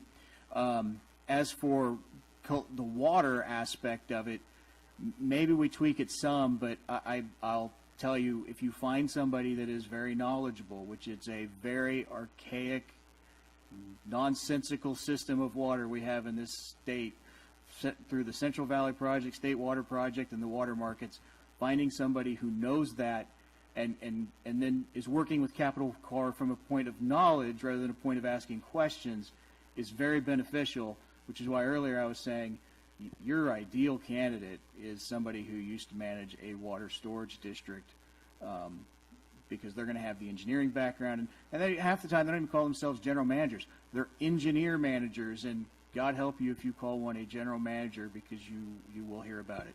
Okay, thank you very much. And Mr. Chairman, Mr. Chairman, this is Bob again. Go ahead, Bob. I appreciate what Phil said, and I understand that. I just wanted to make sure that we weren't just that we had looked at this, pretty close. So the other thing, as Phil was talking and I was looking over this again, I also noticed that there's, about the agency and the position. It probably would make sense to say that the authority did approve a GSP, because that's not in here, and because there's a bullet point that says to develop, implement, and manage a GSP. So it might be good to indicate in the about the agency section that we have adopted a GSP. That's a very good point. Thank you, Bob. So we're gonna scrub this application that we're sending out, make it more pertinent to today. Okay, I'm looking for a vote. I'd like to make a motion that we proceed, but not. I want to modify it because the general recommendation to staff is that we begin approval of the general manager, and I'm wondering whether, as we scrub this, it comes out to me more administration, because I think we're looking for more in the general manager, and unless the staff agrees that one person can do everything we're going to be asking under the guise of one person, then I think that I agree with you. We need to scrub this. And I'll go by staff's recommendations based on comments made here. So I'll make approval that we move ahead with the process. Okay, make a motion. You got a motion? Second. Roll call vote. Director Page? Aye. Director Vallejo? Aye. Director Kuczynski? Yes. Vice Chair Hayman? Aye. Chairman Gleason? Aye. Item number 9, Water Resource Management Report. Steve, it's 12:17. You're on. Thank you, Mr. Chairman. Thank you very much. First of all, welcome everybody. It's good to reconnect with everybody. Really, really good. I miss you guys. I miss being up there. I actually thought about coming up there, and it didn't make sense for this meeting. Maybe the next one. We'll see. So, I can see some of you on the screen who are there, Mick and everybody. I can tell you that, Mr. Chairman, I hope you open up barber shops in Kern County pretty soon, because Phil could probably use a little cleanup. I'm ready to do that myself. Yeah, I know. So, just as a suggestion, I've got a long list. As Phil mentioned earlier, we have been busy, a lot of things on the table trying to get done at the same time. So I'm going to walk through these. It might be best if after each item, I at least see if we have any comments from the board, and then maybe after we're all done, maybe see if there's open it up to call-in comments or somebody else. Otherwise, we could be here a long, long time. But it's fine maybe after each item that we at least get comments from the board. And if we get comments or questions from the board, it may very well answer some of the questions we might get from the public. So, okay, we'll do that. There are PowerPoints. But we have PowerPoints. The first one's up is on Prop 1 status and schedule. Heather's been working hard on this to get caught up and get our invoices in. She's showing the status of invoice 3, 4, that are showing that they've been completed, submitted, state approved, and processed. There's a lot of hard work to get those in and done, so we're in good shape there. Number 5 got completed, and that covered the period of October through December, the end of last year. Got it completed and submitted. We are now, it's been approved by the state, so we've been through the process of their review, comments, and whatever resubmittals were needed, and we're just waiting for payment right now, so that's good news. And then just recently, Heather's been working real hard to get invoice number 6, which gets us caught up through March, which is huge. You know, we got behind a little bit while we were preparing the GSP, getting these done, and she was able to get number 6 done. It's under process. She's assured me that she would like to get it out this week if she can. So that means today or tomorrow. Just as a heads up, she's talking about starting her maternity leave sometime next week, and we just had a staff coordination call yesterday with that. But she still believes that we can get this invoice out into DWR before she goes on maternity leave. So we're getting that done. Down at the very bottom of this PowerPoint, we do show the grant agreement revisions. Those were time extensions, amendments, which are related to several of our work tasks that the schedules had to be moved because they were actually pretty explicit in the agreement. We had to move some schedules. We also had to move some schedules, amend the termination of the agreement associated with the SDAC, which is next item we'll be discussing. We were able to get coordination with DWR, get all those changes made. They basically accepted all of our changes. We agreed upon them. That's been done. It's approved. And everything's been fully executed there. It's just it's another item down the line, but I mentioned this before. The Prop 68 grant agreement that we were able to get approved by DWR, it's been folded into this Prop 1 agreement. So it's a part of the amendment to the Prop 1 agreement is the Prop 68 funding agreement. So that's the first item, and maybe we'll see if the board has any questions on where we're at with Prop 1 invoicing and progress reports and getting paid. I don't see any. Go ahead. Item 2. Okay. Second item. Now, we had promised over the last few months to bring this back to you, and it's hard to do this remotely, but ask Dawn to help out on this as questions may come up. This is the SDAC, and as you all recall, this SDAC program is 100% funded by the state. There is no match of the authority here, so it's fully funded. Our biggest concern in the past was cash flow, and I think Don has prepared some pro forma cash flows. He's ready. We're ready. He's worked with Heather and Ty on this, but ready to answer questions you might have. As I mentioned, we promised the board we'd bring this back. We would not proceed with executing agreements with the consultants until the board was comfortable going forward, and cash flow is an issue. It's been a big part of the discussion today so far. We have re-verified with the consultants. They're still standing by their agreements, their proposals. They're ready to go. One of the consultants basically shut down for a period of time during this COVID issue. They notified us they're back open. They're ready to go. So we're good on that side. We're good here to provide the support we need. Our role in this SDAC work will be very minimal. We wrote the proposals, the request for proposals up so that the consultants that are being hired and being funded by the state 100% would essentially manage these things themselves and then report to Don or report to us on the board. So there's very, very little support cost for us in this. So with that, I think we're looking today for some direction on the board, whether it's time now to go forward. One last thing to add, with the extension we got on the Prop 1 agreement, the time extension, we're getting very close now that we need to either go forward or not because we're starting to get tight on the amount of time these consultants need to complete their scope of work within the new extended Prop 1 agreement. So we're bringing it back to the board and for discussion on going forward with the SDAC work.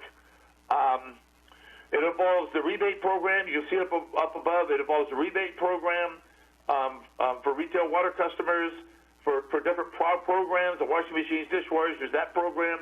It also includes the water rot leak detection program. That's in both programs. There are two separate consultants. As I mentioned, they're on board.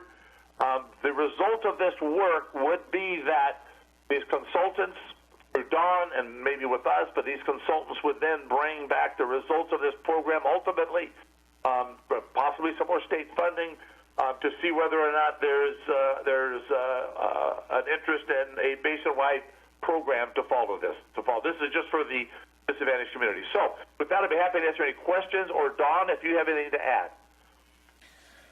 Yeah, I just want to make sure, prior to the meeting this morning, I did send out a file with the two worksheets. One is a financial projection that both of these assume the $30 pumping fee is in place throughout the year. But the one worksheet is with the SDAC grant and one without. And it's double-sided. First side is expenses and revenue related to the GSP development, and the second side is administrative costs. So you want to look at the second side, bottom line. If we do go forward with the SDAC, the GSA balance at the end of this year is projected to be a negative $92,326. Without the SDAC, we are looking at $433,619 negative balance.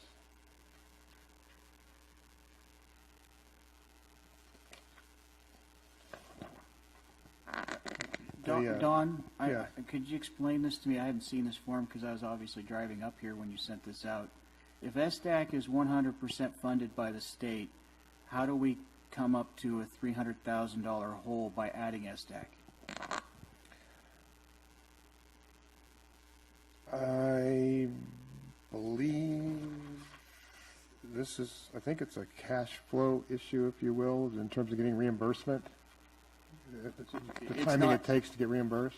It's not debt, it's reimbursement times, what you're saying. Right, we have to front the money for the program and then wait to get paid, so that the timing issue is what the difference is. Quick question, Steve, we have final approval from the state that we can extend the deadline on this project, is that correct?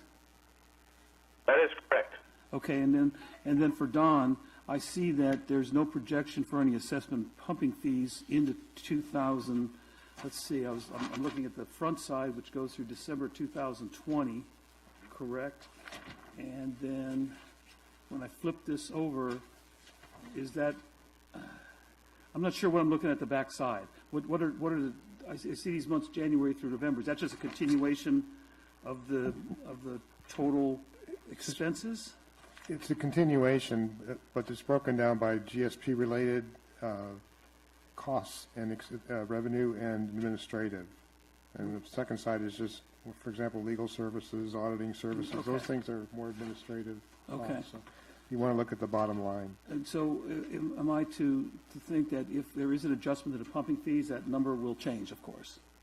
Yes. This assumes that the current $30 per acre foot pumping fee is in place the entire year, and there's no change. All right.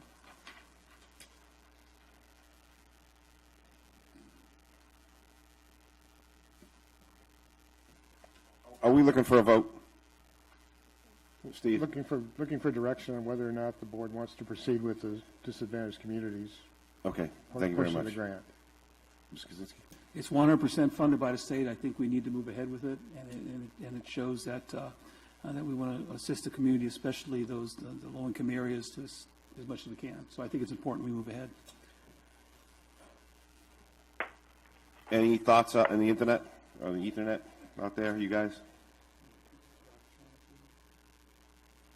Nothing in addition from Inyo. Thank you. I don't hear anything from outside, so I think you have direction. I think it's 100% funded, and it helps us out, build a better picture. So, Steve. Okay, great. Okay. Great, and the recommendation from thank you staff very was much. to go forward with SDAC. A lot of work to put that one together. Hold on for a second, Steve. So Hold on, next Steve. item is the- Steve. Okay, Could you sorry. hold on for a second? The recommendation from staff was to go forward with SDAC. I think we need to give money back at this point in time, especially for something that's fully funded, I think would put a wrong picture or put us in a bad light with the state. You're granted money Yeah, I and then you think so, turn around and too. turn it back to them. Sorry? Okay, thank you. Appreciate it. As you go forward with these, Steve, I would like to see the recommendation of staff. Go forward. Got you. Someone calling in? Okay. Ty's available to answer questions if there's something else that I haven't answered. I don't think there are questions, Ty. I think we're going forward with SDAC. Does that answer your? All right, patch Ty through. We're going to wait a minute and let Ty speak. He's remote staff for the Water District. Steve, Ty, go ahead. Yeah, Don just told me to call in. I just wanted him to be available. Thank you, Ty. That's awfully nice of you. Appreciate it. Can you go get us a couple burgers? We're getting kind of hungry down here. If you interrupted your lunch, just start over again. Thank you very much. Appreciate it. Thank you, Ty, for calling in, Thanks. but we're all set. Oh, so you don't need me?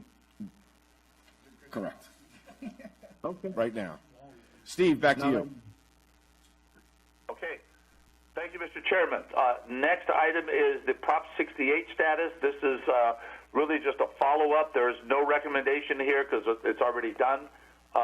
We were awarded $330,000. Working with Don, we were able to correct the initial award by the state, which shorted us some money.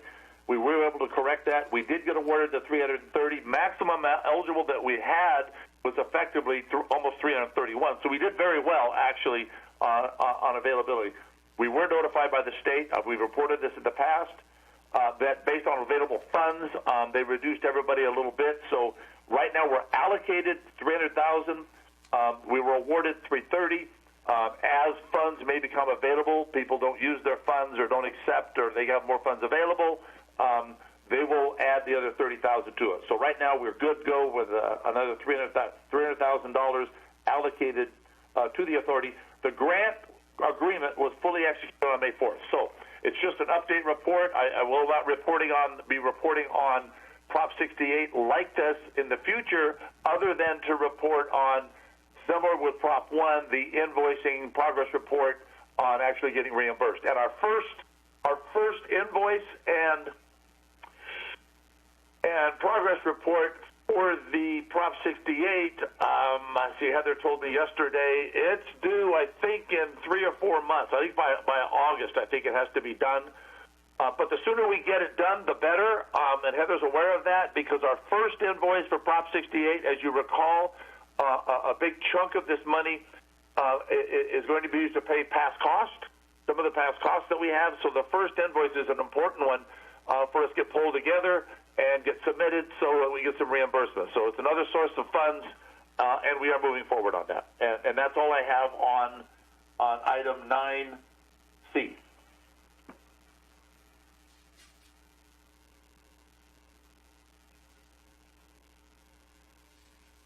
Press on. If there's no questions, No questions. I'll go to 9D, which is groundwater pumping verification reports. We did talk about this a little bit earlier. This is a pretty big effort. As an update, the PowerPoint is up there. It is. We did highlight some of the items as an update from our past reports. We had 55 registered non-de minimis pumpers. We expected to do pumping verification reports on based upon the submittal of their data in their questionnaire. We've only received 32 responses. This goes to our earlier discussion about enforcement and follow-up with those that are non-responsive. But with the 32 responses received, we are currently preparing the pumping verification reports. Some of the major ones, the larger pumpers, I'm not going to give names right now, but you know mostly who they are. 4 or 5 of those have been completed. That's where we had a discussion earlier about what some of these costs were for pumping verification. 4 or 5 of those have been completed. I've reviewed them. They're in legal's hands right now. It was always planned that the engineering report would be submitted to legal because there are legal ramifications to these pumping verification reports. Legal counsel Phil Hall is looking at those right now. We are also, in an effort to try and keep costs down as much as we can, we have a whole series of smaller pumpers that submitted some very little information with their questionnaire. We are combining those into one report with sections so that we don't have to prepare individual reports for each one of the pumpers, which was our original plan, assuming we were going to get good historic data with that questionnaire. So we're working on that. We should have all of the pumping verification reports into legal this week. You can see down at the bottom, as part of our schedule, and I'll be talking about schedule later at the end of my Water Resources Manager report, overall schedule. But as part of that overall schedule, our plan right now is based upon our coordination with legal counsel is release those pumping verification reports back out to the pumpers, individual pumpers, toward the end of May. Right now we have May 27th, but toward the end of May, so that the pumpers can review those and provide comments or thoughts, clarifications, whatever they may need, but in preparation of bringing the pumping reports to the board at the June meeting. And with that, I'll be happy to answer the board questions on item 9D. We have a question. Hold on, Steve. Quick question, Steve. I have this number. Maybe cabin fever's getting to me, but what is the number? You don't need to give me this now. The number of registered non-de minimis users, and what is the number that we suspect of non-de minimis users that haven't registered? And the second question: do we have the number of de minimis users registered? I think we do. And do we have an estimate of those de minimis users that haven't registered? Four numbers. Maybe Don can help with that. I know Heather's been working with you, but I don't have Heather on the call right now. Maybe Don has better information. Hold on, Steve. Don's going to give an answer. Well, that's part of the general manager's report, but we have 120 de minimis wells registered and 116 non-de minimis wells registered.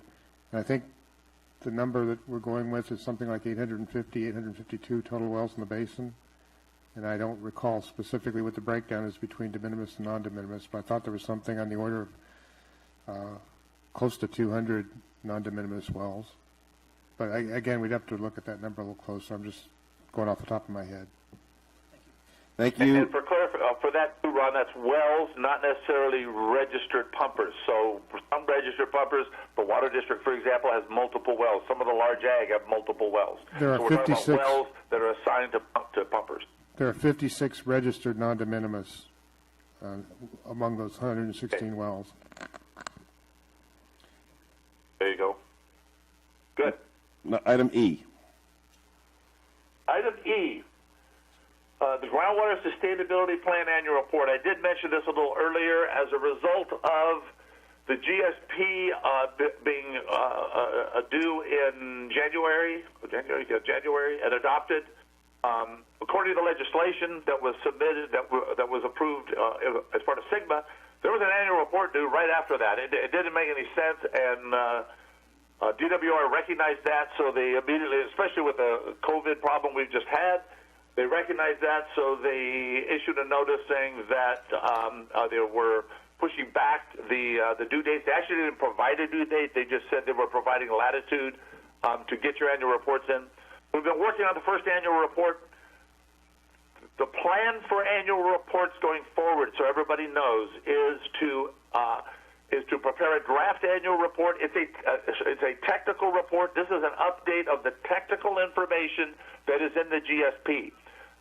The state would like to have an annual report on updated information, water levels, water quality, pumping levels, change in water level, storage, things like that. They'd like to have an update on an annual basis of what's going on, and there's no problem with that. The period of time from the GSP to the first annual report was short, but they still wanted it, so we did put it together. It's very technical. There's not a lot of text to it. It talks about what we're doing, but it provides data, mostly just data of what's going on. As I started to mention, the plan is to prepare a draft on an annual basis, prepare a draft annual report for internal staff review, and then submit it to the TAC for review as a technical committee, whether it's through a open meeting or just TAC members, but provide for technical review of the annual report, get comments back, and then make whatever revisions or additions might be necessary, and then submit it to the state by the deadlines in the future. We couldn't do it this year because of the timing. We did run it through staff, internal staff, our staff team. We got a few comments back from our staff team, legal, and our operations staff, our administrative and our technical staff. We did run it through staff. We got some comments. We made some minor changes. This PowerPoint says submitted this week. It was submitted yesterday. So we're done for this year. It's at the state, and they have received that. So with that, if there are any questions, I'll be happy to answer. I don't think so. No, I see no questions. Okay, running on to item F. Some of you may have seen or heard that there's been inquiries over the last several months about new wells or new pumping, one of them particularly related to a new farming operation that appears to involve growing marijuana or pot, whatever it is. We actually had some thoughts of grandeur that maybe we had a pumper in here that could afford to fund our operations going forward, but it turns out they're not, at least what we've seen in the emails, they're not really looking at using that much water. But as a result of it, working with our staff and with legal counsel, we agreed that it was time to start looking at putting together some very, very early preliminary draft policy for addressing new wells in the basin that might be drilled and new pumping that might occur. So all this is a first shot at starting to develop policy on new wells and new pumping in the basin going forward since the GSP. So we provide this to the board. We're providing it to our staff team. We expect to have some discussions going forward. Ultimately, at some point, working with legal counsel, we would expect to bring back a policy for board approval, but that's not for today. And with that, I'll be happy to answer any questions. G. Okay. I don't think there is a PowerPoint for this one. It was not in my packet, but it's a very simple one. All it says is transient pool fallowing program. I will let you know that the report has been drafted and is with legal counsel reviewing it now. As Phil mentioned earlier, we've worked on a lot of different documents, including the Proposition 218 engineering report and the Allocation of Sustainable Yield reports. And we've been working closely with legal counsel on those. I know right now we're working with legal counsel. I know Phil is looking at the transient pool fallowing program report. We're looking to make sure we have consistency with the other reports and they all make sense.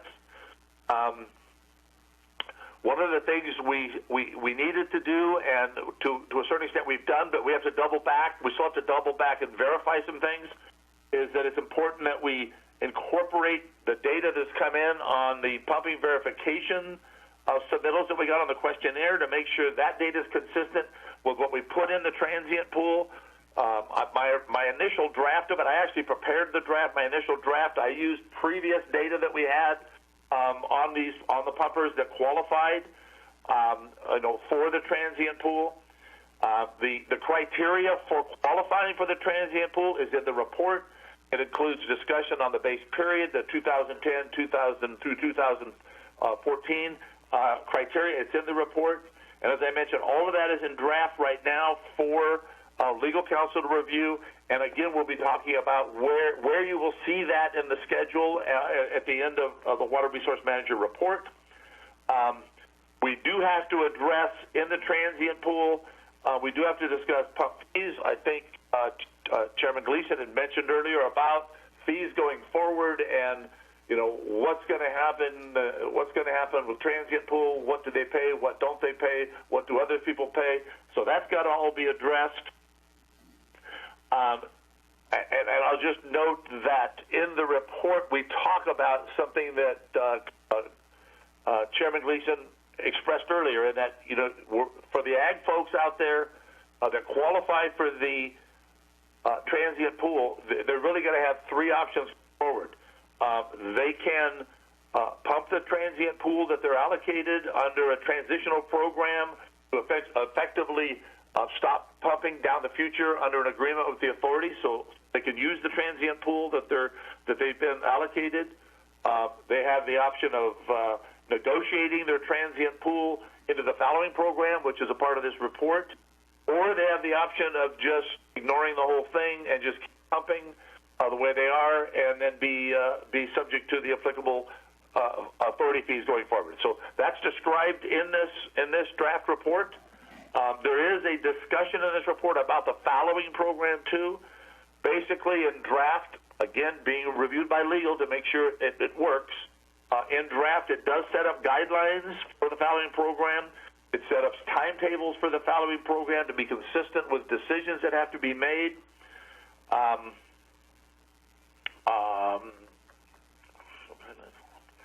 So the goal here is to make the following program as effective as we can, and make it optional for the qualified folks in the transient pool. It is optional for them to participate or not.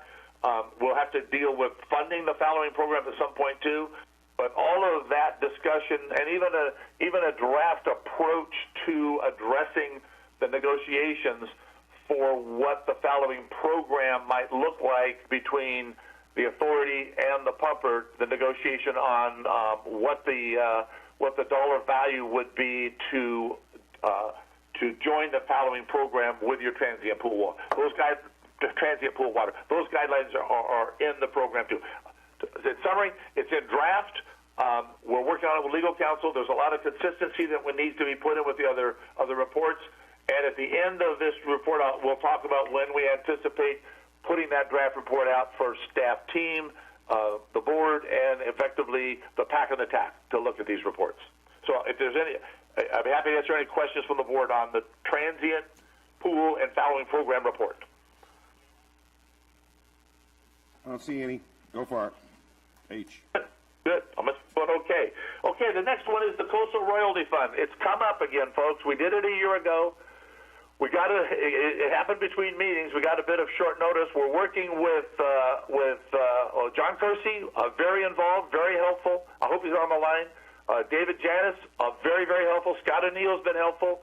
And Commander Benson got involved, very involved just as early as yesterday.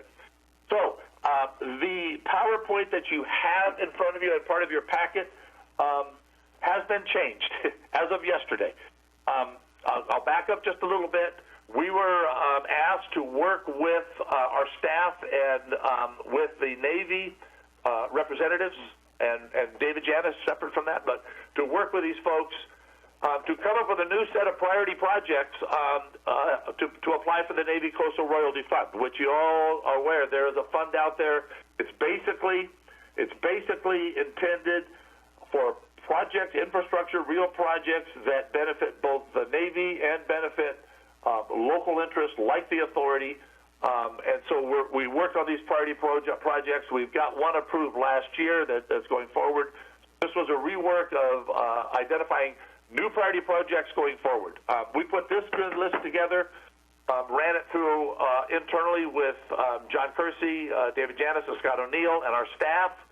I think Phil was involved. I'm not sure if Don was involved. Oh, yeah, sure, Don. Don was very helpful in this. I'm trying to remember. I got a lot on my head. I'm sorry. But, yeah, Don was very helpful in putting this all together. So, as a result, once we got what you have in front of you, once we've got this into a relatively final state from our side, the Navy took it, and we had a conference call just yesterday with Commander Benson. David Janis was on the call, and John Kersey was on the call. And we got some new information and some new direction from Commander Benson. Commander Benson is on, and I'm hoping that he can provide some more clarity. But he provided very good information explaining why the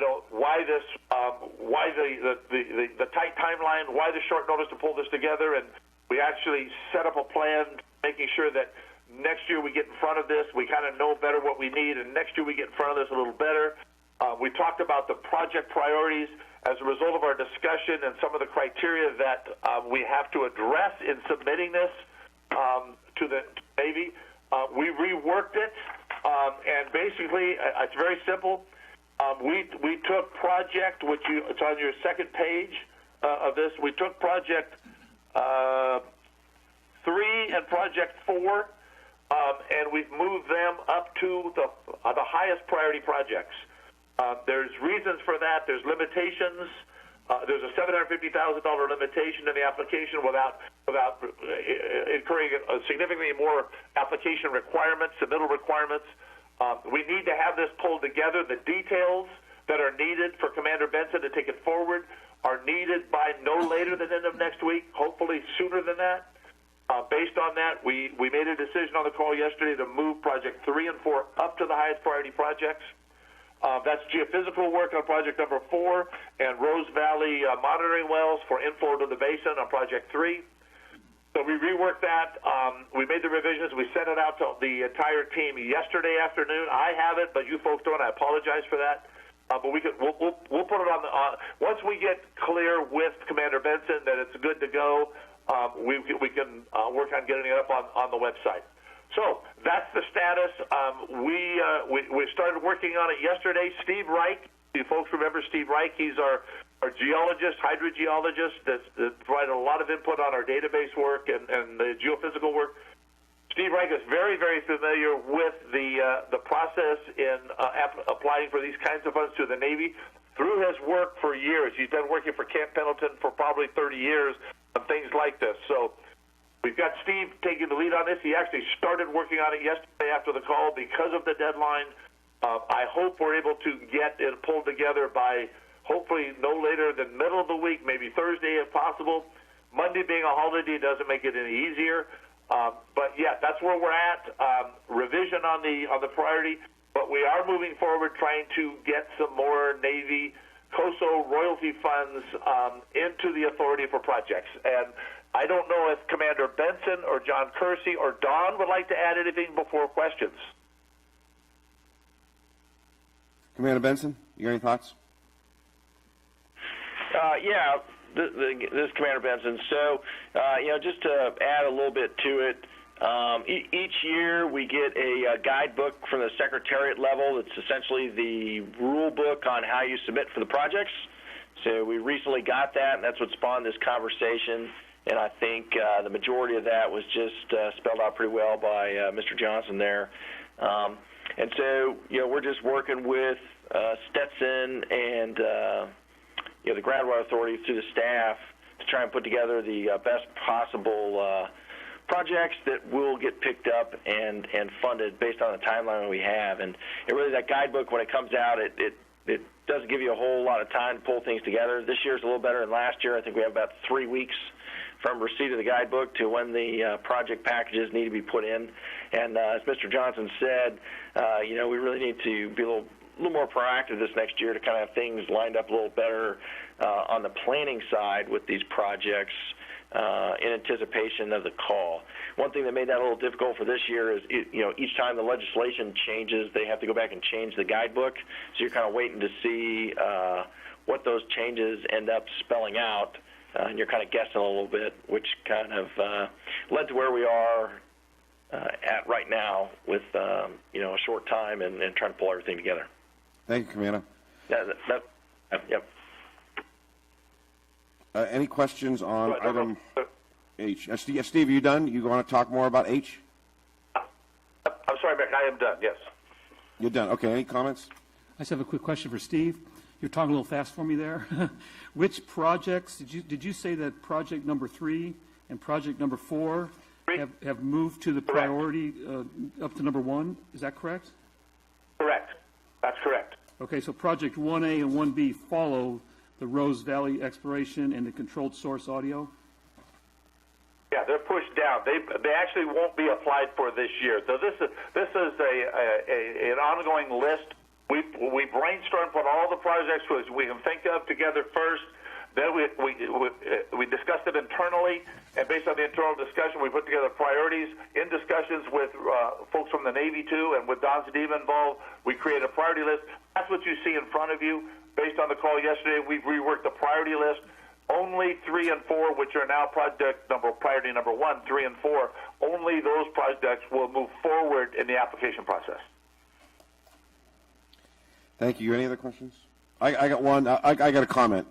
And my comment is that one of the things that we based our GSP on is flexibility and understanding that things change and assumptions are not always correct. And we need to challenge everything we do and everything we say. And I'm seeing that some of these projects fall right in line with that. And I'm pleased to see that the monitoring wells are a piece of the initial efforts to spend these dollars, because we need to know more information about our recharge. So I'm pleased at the selection process. One thing, Steve, you said that Dave Janis is part of this, and I'm glad to hear that. Did the TAC have any say to this? And is Dave representing the TAC? not the PAC or the TAC. This has really just been our staff with Don Zadiba, with the general manager, and with representatives of the Navy. They basically just came up with John Kersey probably in the last 10 days. Just started, so it's come a long way in just 10 days. Scott, I agree. I'm very thankful for it. Thank you very much, and thank you, Navy, and thank you, COSO. How about item India, schedule? Aye, yes, sir. The schedule. And I'm going to walk through this, folks, because this is probably one of the most important things that the people want to hear right now. These are key dates. There's more detail under each one of these items. We worked with Phil on this, and we put a lot of detail in it. We broke it. We summarized it just for presentation so you get an idea of where we're going, where we plan to go. And as I think was mentioned earlier, things have moved back a little bit, like a month right now. The first item is this board meeting in May. New extractor policy reporting discussion. That's new wells, so we did that today. Estimate for mailing notices. I think there was a discussion earlier about what is it going to cost, and I think Phil chimed in on what is it going to cost to mail all these things out. So those are some of the things we tried to do in May. Some of the things we had originally planned to do in May have been moved to June, so I'll walk through the list for the June 18th meeting. Allocation of sustainable yield report released for review for that meeting. Replenishment fee notices and report released for review. That's the 218 report. We're planning on having that out there. Both reports will be provided by the PAC-TAC probably after the board meeting is the idea. Get it out there. There'll be plenty of time for review and comment going forward. But yes, you can see that PAC-TAC both are included there for the June meeting to get them engaged. The GSP pump fee, that's the adjustment from the existing pump fee going forward. Don Zadiba and Jim Worth are working real hard on that. Heather's providing help where she can. It will also be released for review and meeting. The transient pool and fallowing program, which I described earlier, that we're working on with Phil, it will also be released for review at that board meeting. And the new extractor policy, I gave you some guidelines in the draft policy. We hope to bring that back for adoption by the board. So you can see June is going to be a very, very busy meeting. We have a lot of work to do. A lot of work's been done. I think we're in good shape. From my perspective, we are in good shape on all of these items for meeting that deadline and being ready to go in June. July board meeting, we're looking at the new GSP pump fee, the adjustment to be adopted. That's the July 16th meeting. We look to have the transient pool and fallowing program be adopted. This is after review by PAC and TAX and the board. So we'll have outside review for that. So that's the July meeting. Number 4, there is the Ag Fallowing Program final decision date. The idea here is, and you'll see it in the transient pool fallowing program when you see the report, that there'll be some guidelines in there and some timing of when folks who are included in the transient pool, when they will need to evaluate their position and their decision and how they want to go forward. We set a decision date primarily so that we can coordinate with these pumpers going forward and what our expectations are with their pumping and pumping fees and income that might come from these pumping fees going forward on who's going to be pumping, who's not going to be pumping. So we have set a fallow program decision date in the report right now, and it's in a draft to give you these dates as a draft. By August 1st, decisions need to be made. Then we go to the August 20th board meeting, and at the August 20th board meeting, we're looking at adoption of the allocation of sustainable yield report. That's allocation of the 7650, where it's going to go, who gets what. That will be adopted. And then the replenishment fee, this is the replenishment fee, which, as we've discussed, includes cost for augmentation of water supply and mitigation of shallow wells. Those costs are included in that replenishment fee. That's the 218 report. There's a note there when it would be effective if it's adopted on August 20th, when it would be effective as September 20th. So the next item is the GSP pumping fee adjustment. Reporting would begin on the new adjusted pump fee. This is the one that I mentioned Don Zadiba and Jim Worth are taking the lead on. So September 1st would begin the reporting period on that new fee, whatever it's set at by the board. The replenishment fee would then be effective. Reporting would begin September 20th. We're thinking this won't be a minor, a small replenishment fee charge. So the idea would be to make it effective. The thoughts make it effective as soon as we could. September 20th would be as soon as we can make it effective. There would be a partial month paid, and then the first full month of GSP pump fee adjustment and replenishment fee would be due starting October 1st. So those are key dates. It kind of gives people, I think, what a lot of people have been asking about, where are we going? When are we going to see this stuff? And when are we going to make some decisions? When is the board going to have something in front of them to review, adopt, and go forward with? And hopefully this provides some guidelines. And we work very, very closely with Phil on this. I don't know if, Phil, you want to add anything right now before we take questions? Two things I think we could add a little bit on. First, the policy for new farms in the basin, for a pot farm, however we want to say it, really that is going to be basically to find out what their verification is, because our GSP already says if you want to come in and pay the replenishment fee, augmentation fee, etc., you can, but we don't have anything to know what their water requirements are, and if they want 10,000 acre foot, we got to rethink the importation size of the infrastructure. So that's why that's coming out. They have told us informally they're looking at 1.2 acre foot per year, so minimal. The other one I would add is August 1st is in here, and that's a carryover from our GSP, because that's the date we had set in the GSP. But obviously, when we adopted the GSP, we didn't consider a global pandemic putting us in our current room structure we are now without people here, and et cetera, and things being moved back. So if you wanted to move that back, you can. It's locked at August 1st on this just because it's in the GSP, and obviously that would be a board decision to change it. It won't really affect much because the whole concept is that they're going to be able to finish the water year.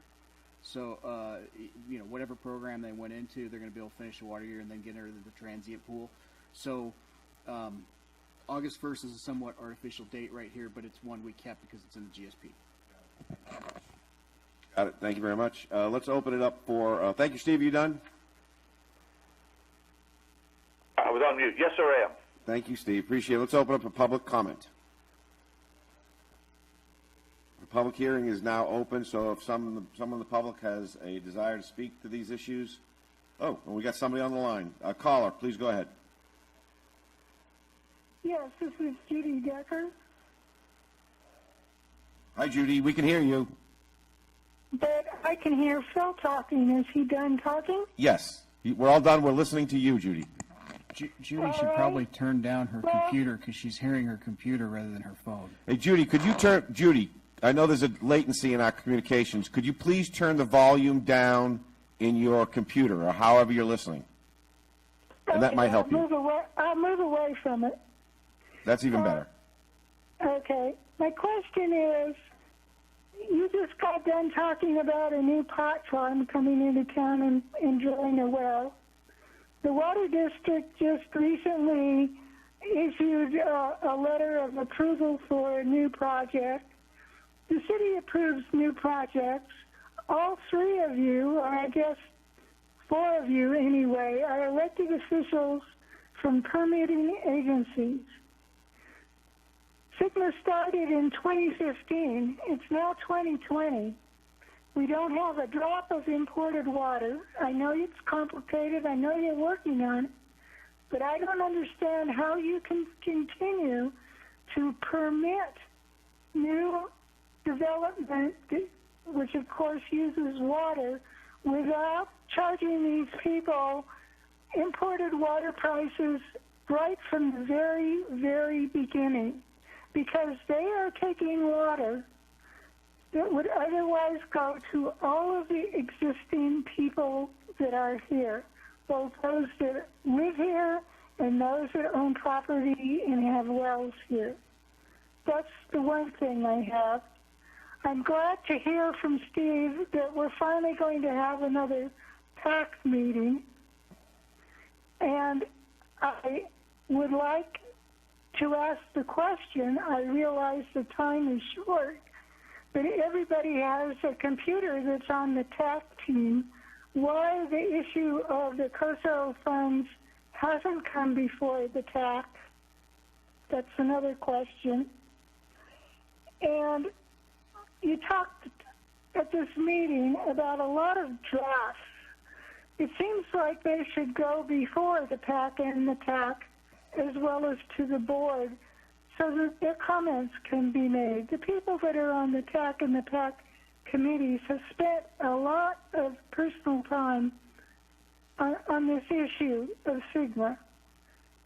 And you haven't used us since January. And I guess those are my comments and questions. Thank you, Judy. Appreciate it. Any answers? I think I would just say two things. First, if you look at the June board meeting, these are all released for review. That is kicking off a review period for PAC and TAC to comment on them. For example, the Allocation Sustainable Yield Report, Replenishment Fee Notice, that doesn't actually get adopted by the board for 60 days later. I would also add to that is that these reports shouldn't be influenced by outside, because it's for example, the engineering report is Steve's engineering report of cost estimates, and in this case, Capital Corps also, we're using Capital Corps. But that's why those are done. There will be review period. It's built in, and it's built into the schedule. Thank you. Appreciate it. Ms. Kaczynski. I'll make a comment about the approval recently by the Water District of will serve. We have a current will serve policy in place. We are reviewing that in light of what's going on with the GA, and so there may be some changes in that. But as I understand it, I don't believe that the Water District has the right to say we will not give you water. Okay, so we can't. That's not up to us, and it's also not up to us to decide whether permits are issued to build. That's the city. But I want to assure everyone that we're looking at the will serve policy, and we're also looking at comparison with other cities throughout California are doing to what they call water offsets. So that's something that's just beginning. It's in its infancy. But I think it's something we need, and we have to work with the city on it. Thank you. I think there are a series of good questions, and we had some good answers. So thank you very much. Public hearing is we got another one. So patch them through.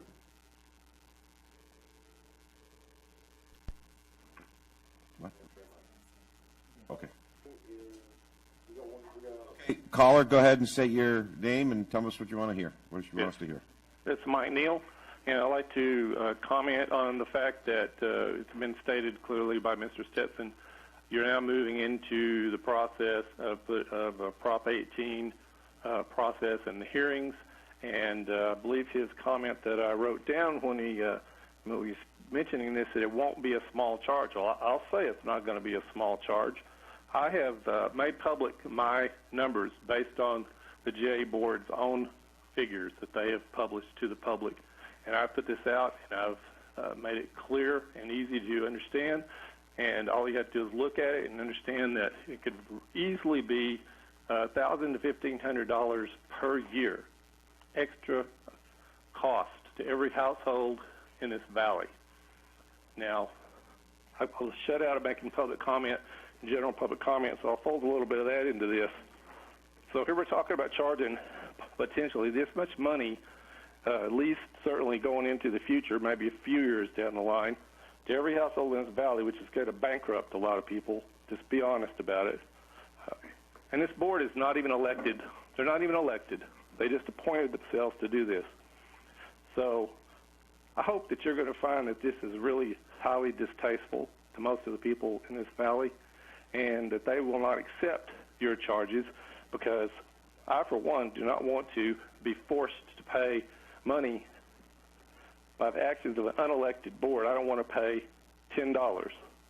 Why do you think the parks tax that was only $49 a year by the city got voted down? Because people don't want to pay any more taxes. And I'm going to make it widely known across this valley that all of you, every single one of you, are unelected to this position, and you do not deserve to be given the power to tax us. Thank you, Mr. Neal. Anyone else? We got another one? Okay, there's another caller. We could patch that next caller through. Caller, you're on. Yes, but this is Elaine Mead, and my question is for Supervisor Gleason and Kern County Legal Counsel, and I would really appreciate to have a reply to my comment. In 2014, the Indian Wells Valley went through Mr. Gleason's rezoning efforts to zone all types of A-zoned property. One of the stipulations that was put into the rezoning effect was no new or expanded ag projects would be allowed in the valley. Right now, you're getting ready to put the ag users into your transient pool. Can you explain to me how and why these new ag projects are being allowed to be established? Sure. First, it's not projects plural, it's one. Second, this one farm, I'll call it a farm, it's growing pot at 1.2 acre foot per year, is in Inyo, so Kern County has no ability to affect that in any way, shape, or form from permitting. And three, the GSP doesn't put anybody into a transient pool or anywhere else. That's the economics of purchasing surface water that is needed to be brought into this basin. At the same time, people on the west side, for example, are needing surface water, and the current anticipated loss on the west side is over 500,000 acres of farmland going fallow because they can't support their operations with imported water from the Delta, even though they have both the State Water Project and the Central Valley Project right there. So those legacy costs of infrastructure are already paid for over there. They just have O&M costs and the cost of water, and even at that, those acres are going dry. So the real question for farming over here is, can you compete with that? And if you can, this GSP does not put you into any program. You can absolutely keep farming. You just have to be able to pay for those water costs. Thank you. Any other calls? Is there that blue light mean there's another one? No, wait. Mick, may I? Yes, ask of course you another can, Elaine. question? Yes, please. Okay, the zoning that was put into effect under your watch said there would be no new ag projects. Inyo County did the same thing. Now, maybe Mr. Vallejo would like to weigh in on this. So, if it's in Inyo County, I have the same question. But there are more than, you may only have one on the books, but there are more than one ag projects, more than one marijuana growing facilities in our valley. Not legally. Well, then I ask my question. Why isn't Kern County checking on what's going on in this valley in the ag business? Okay, well, as far as checking on illegal activity, you have to talk to Sheriff Donnie Youngblood, and he can give you answers as far as what goes on in Inyo County. John, do you have any answers for Mrs. Mead? So there is an application into Inyo County to have a farm in the Pearsonville area. We have a very involved process for cannabis licensing. They go through a business license stage.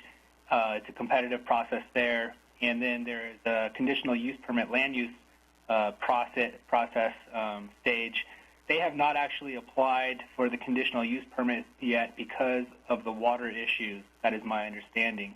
And yes, Inyo County does have an overlay zone there that deals with groundwater neutral requirements for ag in that Pearsonville area because of the overdraft situation in the Indian Wells Valley.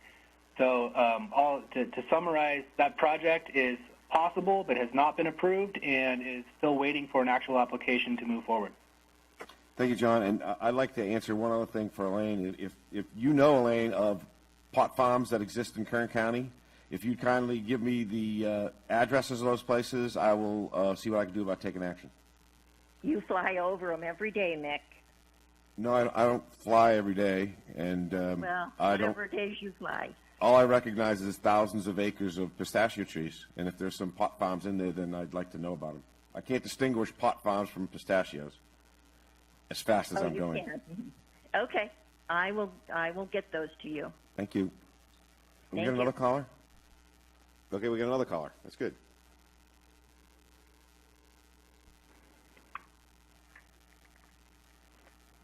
Go ahead, caller. Yeah, this is Renee West-Lusk. I guess this would be my question for Steve Johnson. When are we supposed to get the money for that Prop 68? Thank you, Renee. Steve, you got an answer? Yes, I do. Renee, we just got the agreement executed on May 4th, so it wasn't that long ago that we got it executed. It's available now. We have to submit an invoice, and I mentioned earlier, I thought I'd mentioned that our first invoice is going to be an extensive one because Prop 68 includes a good amount of past cost that they're going to reimburse for. So this first invoice is going to take some time, a little bit of time to put together to go back and pick those costs up, make sure we've got everything. Heather and our office will be working with Don Zadiva and April and Ty on that to make sure we have all those costs, and then we have to submit it.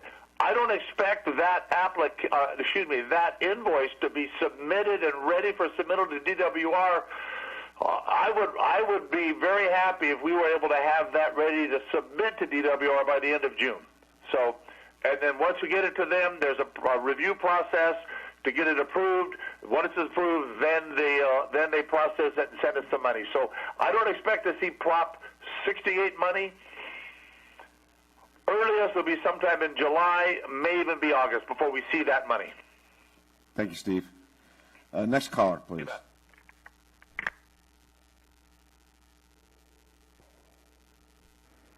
Caller, you're connected. What do you got? Okay. Yes, it's my turn? Yes. Okay, yes, this is Marilyn Neal, and I'd just like to ask, my husband has stated that the replenishment fees could be as high as $1,000 to $1,500, and Mr. Kaczynski has publicly stated already that, oh no, it couldn't be anything that close. It would only be, maybe up to 300. Well, I'm curious. Where is the rate study on this? Where is Mr. Kaczynski getting his numbers? Thank you, Mrs. Neal. That's a very good question. I completely understand your concern. Ron, do you have thoughts? First of all, I was speaking from the side of the water district, not the GA. Those are numbers that I'm just calculating based on the public figures that are out there, and I'm putting pencil to it and seeing what it potentially could cost our ratepayers. And that's the number I've come up with. That's my calculations. So that's nothing publicly from the GA. It's strictly I'm looking after the water district ratepayers and trying to set in my mind what a maximum might be. And that's what I've come up with. There's been no studies on it. It's just numbers I've taken from the plan. It's basically the cost of water and stuff that we've seen from Capital Corps, and that's what I put together. So that's it. Thank you, Mr. Kaczynski. We got Marilyn. That's a really good question. I understand your concerns, and Okay. we're going to give you a little more information here. We can't tell you something definitively because we don't know yet the science and all the calculus to develop those fees and the debate that's going to ensue and how we go and the timing is all going to be it's in our future. But we do have some information we can share with you. Yeah, I think some are confusing what's in the CapCorp report, which is a pretty accurate report. First, this basin, we're thinking we need 5,000 acre-foot. That's the goal import, and that keeps basically the community as it is, cereals as it is, the Navy as it is. We don't think the ag will be able to afford a surface supply. To get to 5,000 acre-foot, you have to buy roughly 8,065 acre-foot of permanent entitlement from the west side, from the Delta, frankly, because of reliability. The Delta is tabled out in a manner that thought more projects were going to be built, and therefore it would deliver more water than has ever occurred. There's also drought considerations. So You really need to buy 8,000 acre-foot of water to get 5,000 here every year. There are estimates, and I won't even say they're estimates. They are straight up purchases that have occurred of Table A water in the past, I believe, 8 years inside that CAPRA report, and they show roughly between $6,000 and $6,500 per acre foot that you're buying of that Table A water. Once you buy it, you own it forever. So that is a one-time cost to get that water here, and then you have infrastructure and O&M costs on top of that, which they're going to charge you to bring that water down from the Delta. If you think about it, you've got, 250 miles of concrete pipe, pumping stations. Then you got to bring it up through Tehachapi, up through AVEC if we go that way. Those will be added in on an annual basis, but your actual upfront costs, once you purchase the water, the basin owns it. Thank you. Marilyn, I'm not insensitive at all to your concerns. I really am, and I know this whole board is very sensitive about the costs. I believe that your husband's numbers are inflated, or his algebra doesn't match ours, and there will be significant differences between our numbers and his. Next. I'm sorry, Marilyn, you have another question? Go ahead. No, I can understand that perhaps you're using different numbers, but here's the deal. As an unelected board, you are continuing to rack up just astronomical costs that are not going to fall, that it's not going to fall out of the sky. It isn't always going to be obtained from some grant where it's being stolen from everybody else around the country. It's coming off of the backs of the people here, and before you continue moving on and on and on, racking up more costs and more costs, maybe some real legitimate studies should be done on, what are you really putting on the back of these people now and our children and our grandchildren. Thank you, Marilyn. I appreciate those thoughts. Okay, we've got no further calls, so where are we? Where the heck are we? Gentlemen, we're still in the Water Resource Management Report. Okay, so we need to have I'm sorry, we have two more public comments. Two comments submitted by Searles Valley Minerals. First one is on agenda item 90, groundwater pumping verification. SVM is disappointed that the draft pumping verification reports are delayed yet again. Second comment is on agenda item 9A, schedule. SVM is disappointed that the deadlines for informing the groundwater pumpers in the public of water allocations, increased fee, and details of the fallowing and transient pool program are delayed yet again. This is the third deadline for this promised information. Thank you very much. Appreciate it, Searles. Okay, let's move on to item number 10, General Manager Report. Okay, item 10A, the financial report is in your packet.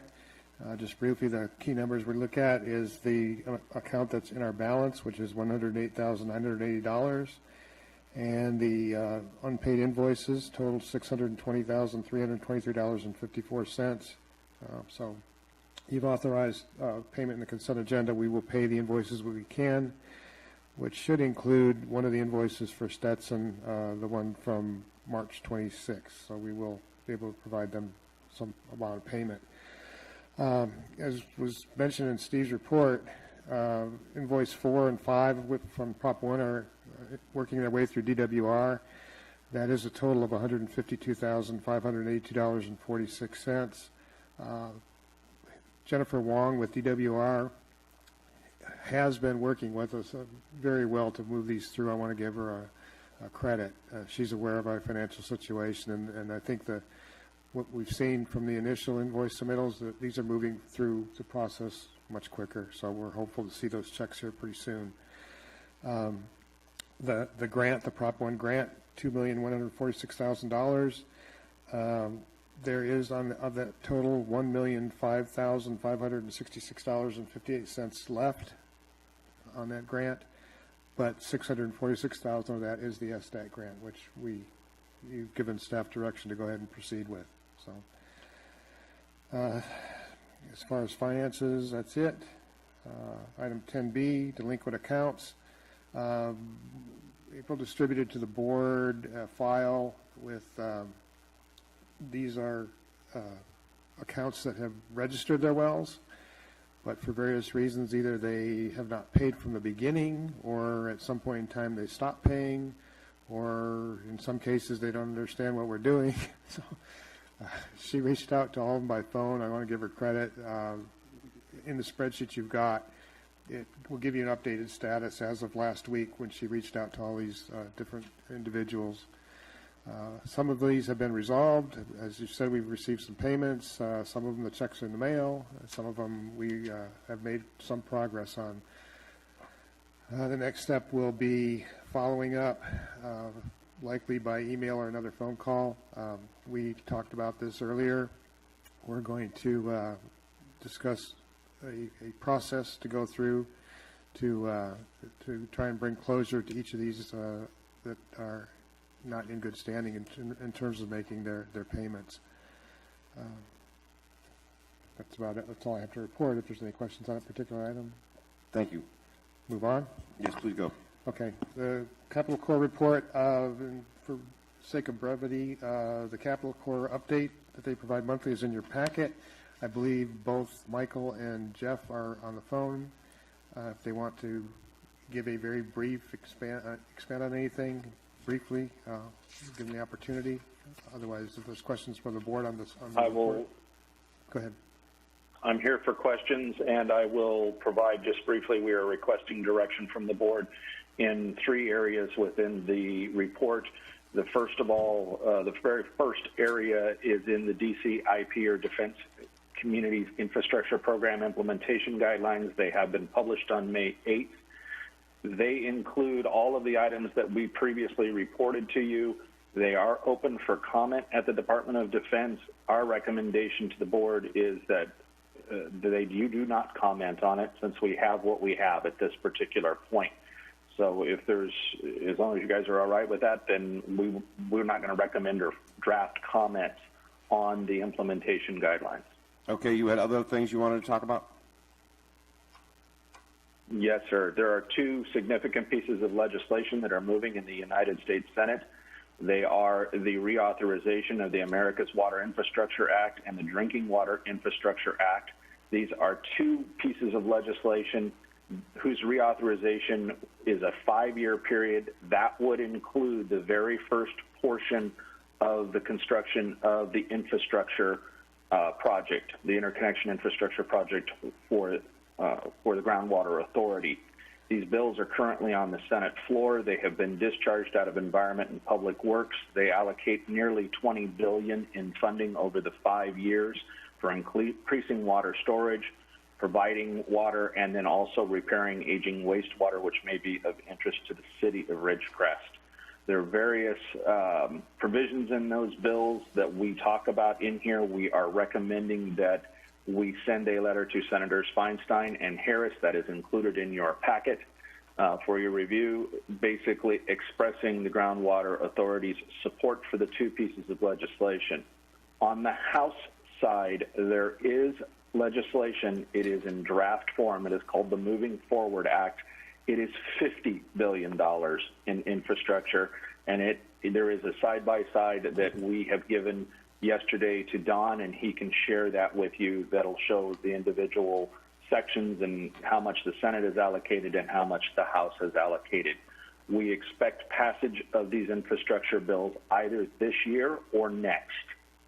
And so we are looking for an okay for the chairman to sign that letter and for us to go ahead and send it. And then the last item that I will give to you is there is discussion in the House of Representatives within the stimulus legislation to take a different type of approach and basically create very complex public-private partnership programs for infrastructure and infrastructure delivery and finance.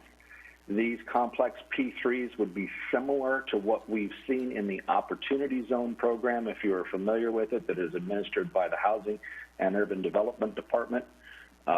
Basically, they would allow for loans and for private financing in advanced public-private partnerships And what we're looking for is direction from the board on whether you want us to engage into that process, whether you want us to monitor that process, or if you have no desire to be monitoring or looking at those complex P3 situations. Thank you, Michael.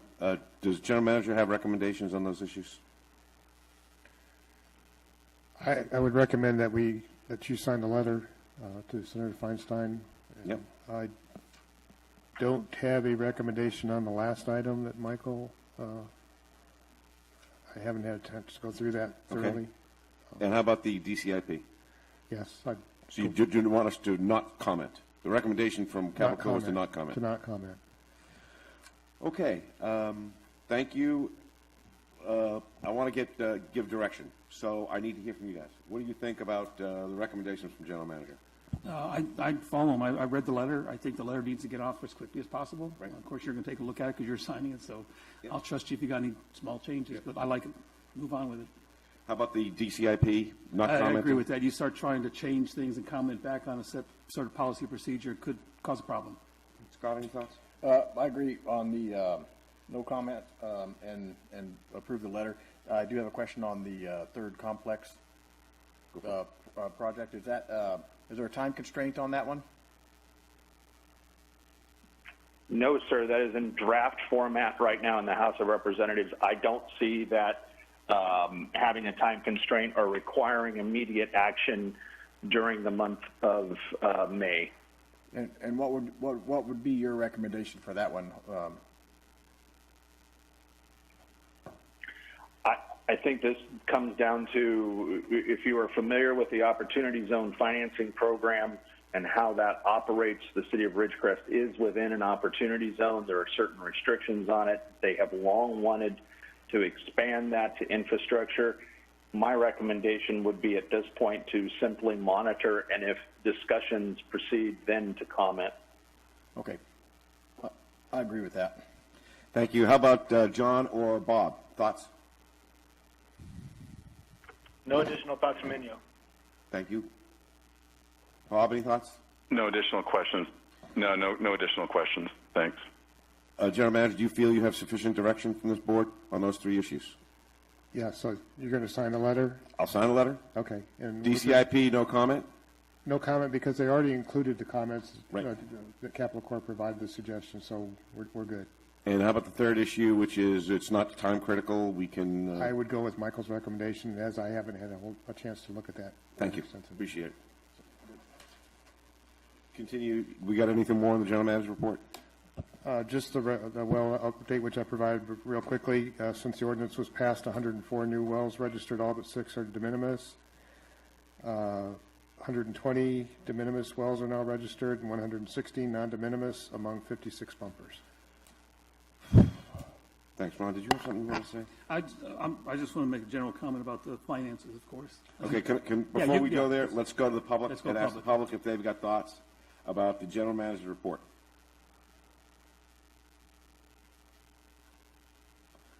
I'm seeing nothing, so we will close the public hearing and bring it back to the board. Ron, your thoughts? Yeah, of course, it's the finances as usual, and I agree with everything that's being said about the finances, how the money's being spent, where the money's coming from, and you know, my goal is to keep the cost to at least the ratepayers, actually the citizens of Ridgecrest, as low as possible. But however, I do see that we have an outstanding balance around $620,000, call it $520 because you have $100,000 to spend. We have about $325,000 coming in the last 3 invoices that went out. So we're still going to be in the neighborhood of $250,000 plus. Are we confident that this is going to be covered by this grant money, as well as the additional pumping fees, for at least this short term? Are we going to get Stetson paid and get these bills off our back, based on the invoices that are going in? We do have the Prop 68 grant coming in as well, which is $330,000. The $30,000 is contingent on available money, I believe, from Prop 1 that might be remaining from Prop 1. So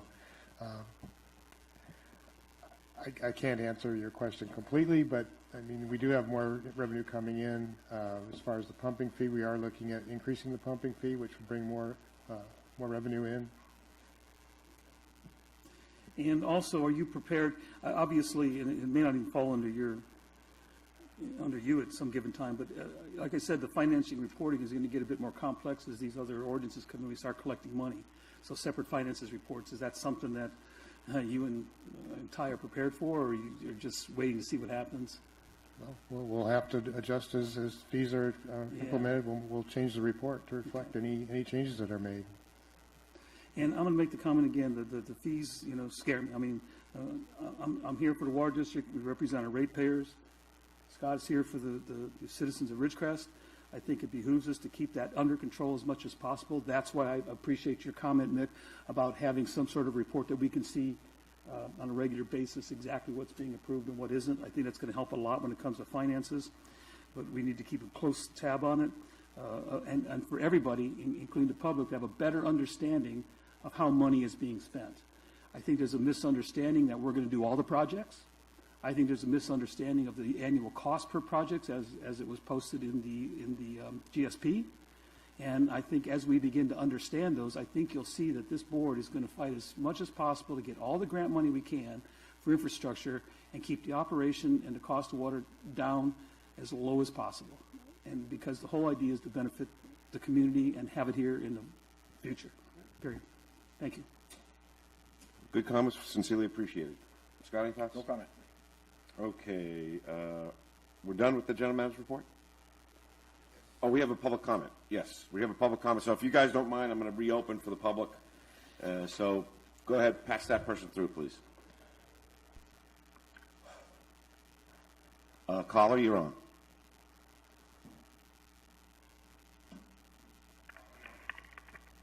Hello? Hello. Yeah, this is Renee Westelusk again. I'm a little confused on the agenda.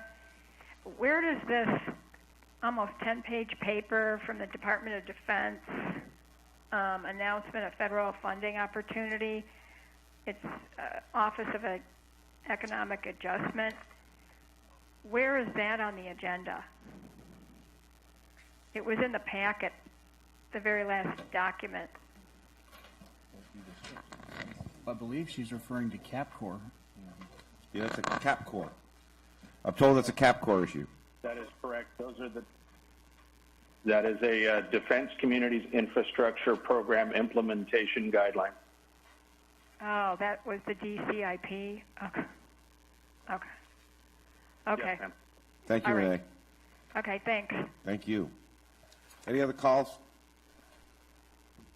Okay, we got a red light, so I think we're done with that. General Manager report is complete. Closing comments. Let's start on with Inyo. John, how you doing? You got any closing comments, sir? No, nothing to add for the meeting today that I haven't already discussed at the meeting, and I hope everyone's doing well through these difficult times and look forward to more normalcy. Thank you, sir. Appreciate it. San Bernardino. I'm good, thank you. Thanks, Bob. Oh, I just want to thank Gary again, because I know he worked late last night trying to get this system back up again and got it working. I also want to thank all the callers, all the people that are watching and the callers in. I appreciate it. It's good to hear, even though you may have called multiple times. That's okay if you got questions, but I appreciate it. Thank you. Ridgecrest.